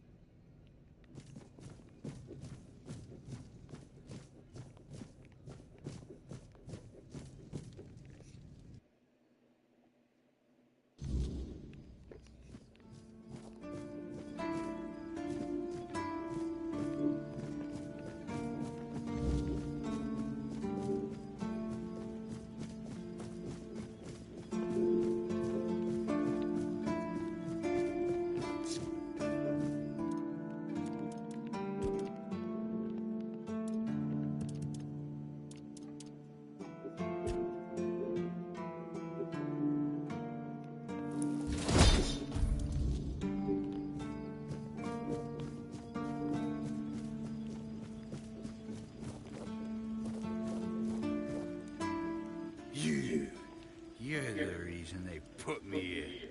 You just wait until they let me out. I'll beat you so hard your own mother won't recognize you. Come a little closer, so I can spit in your face.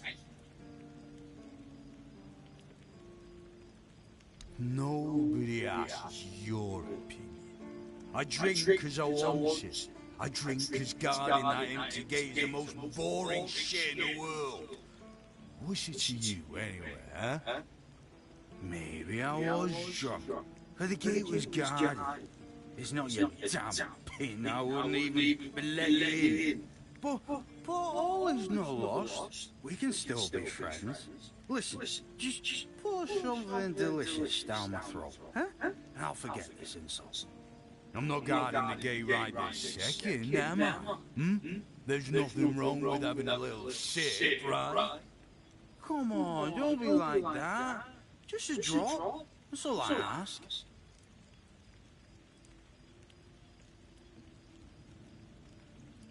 Alright, that's for me to decide. If you don't even want to help me with such a tiny thing, then get out of my sight. Me a throat pass to the bone, you grateful bastard.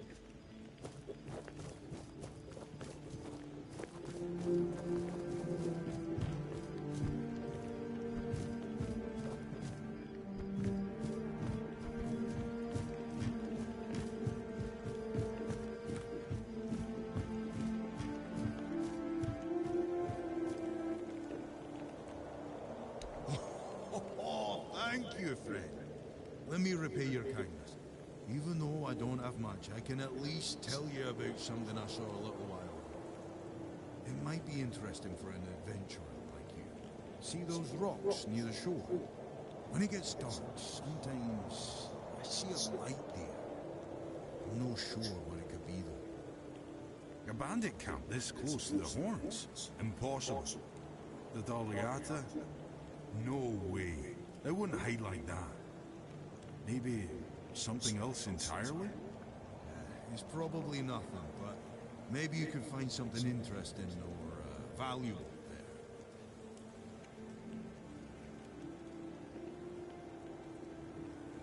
there. Fair enough. Here, have this potion. It helps me with my pain, so if you suffer as well, it'll help.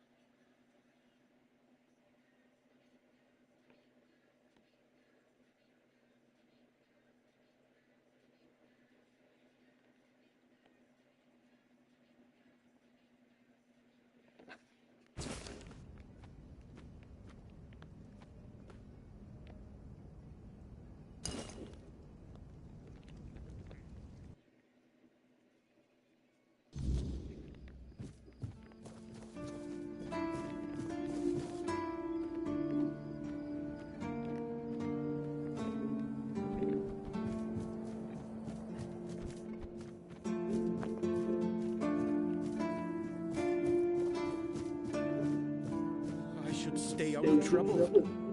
There you are, finally. Do you have what I need? A mask?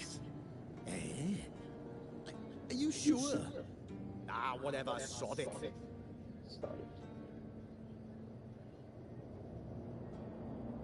Now they'll get what's coming to them, damn rascals. You can go now.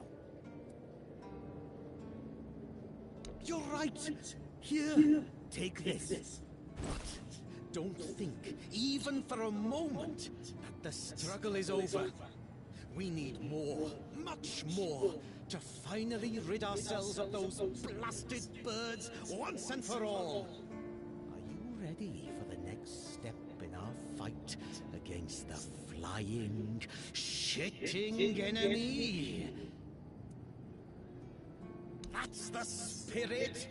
In a war like this, every ally counts. Look, I've got the perfect seagull trap design right here. You just need to make a few and set them up in some strategic spots, like this one. And those flying pests will surely get caught. We need to work smart.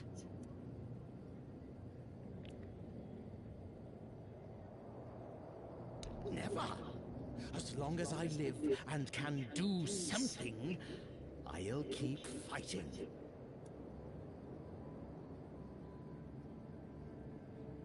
Go on then, and fight against the flying vermin.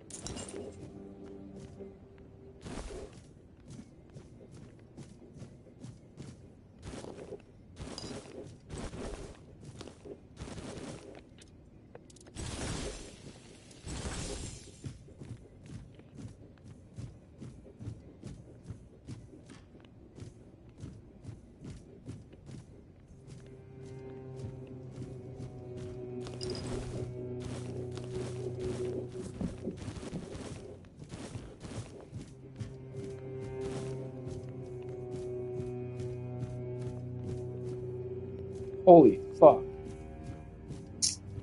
Bruh.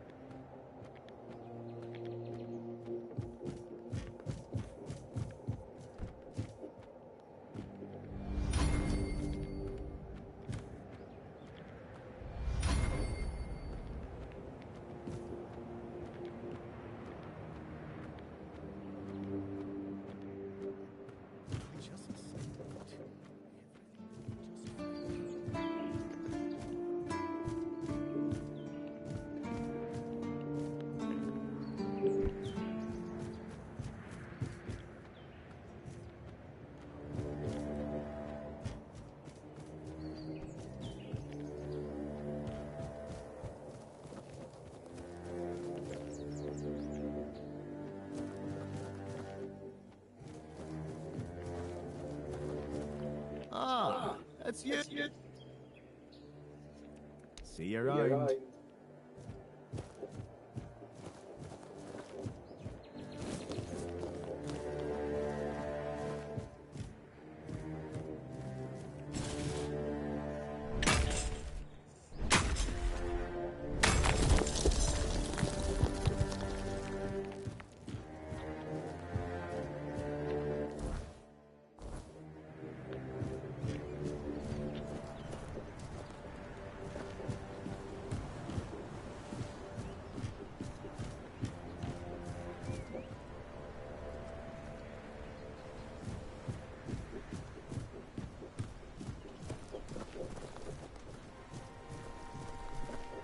Wish Morris were here with me already.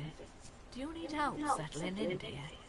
This isn't the best day to start a new life in this place, but we don't always get to choose, do we? What a nasty business with that boy. I'm almost glad my Morris isn't here for this. He's such a bleeding heart.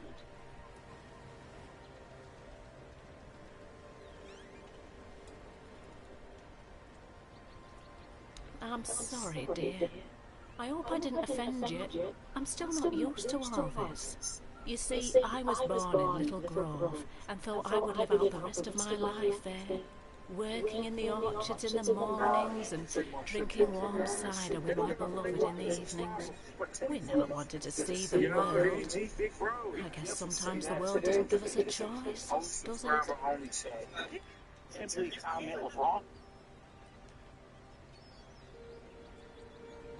That's what people say, but I never agreed.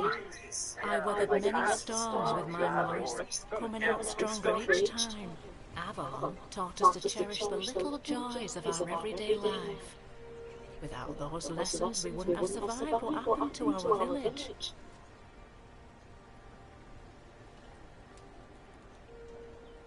Little Grove was raided by bandits, a local gang that had been terrorizing the area for months, growing in numbers with each raid.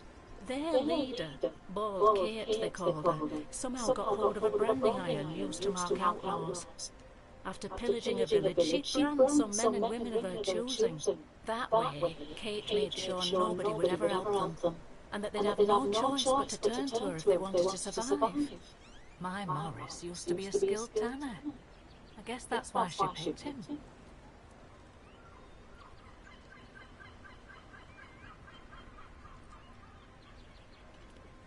Yes, I asked him to. He wanted to run with me, but he was still feverish after the branding. I was worried he'd die on the road. Now, I don't have many kind words for Kate, but she doesn't like her efforts to go to waste. As long as he stayed, she'd make sure he was healed. I hated leaving him there, and I hate to think of what she's making him do, but I hope he's at least still alive.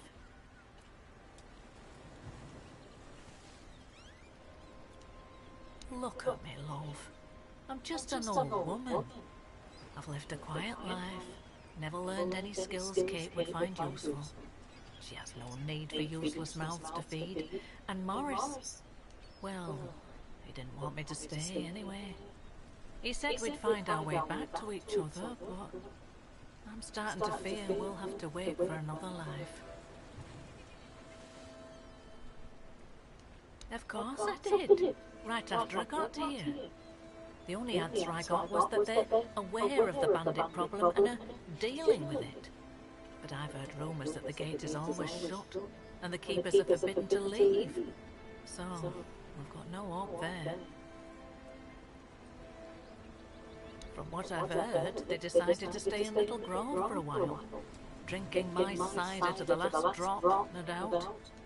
Not like they have to worry about the authorities. The only ones we saw were the Camelot tax collectors that came by once a year.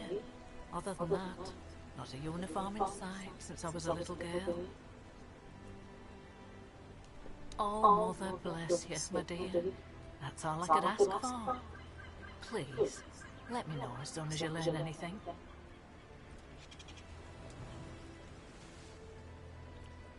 At first, it wasn't so bad. But now it gets worse every day. We just sit around here, doing nothing. Don't get me wrong, we have food, we have a roof over our heads, and we're grateful for that. But no one trusts us enough to let us do any work. None of us wants to be a freeloader, as they call us. I wouldn't mind a task or two to earn my keep and to take my mind off my troubles. I might not be all hale and hearty, but I've still got two good hands, which is more than you can say about some of the godlings in here. The hits for this set, I believe, are serials. I'm not sure. Dude, I love her. I don't move around too much. I just heard She's about so that fight with the rude keeper. Now poor Clown's locked up in a cage. Liker's recoil power low. See, this could be a hit that we get in every pack. This could also be a box hit. I don't know. Take care of yourself, love.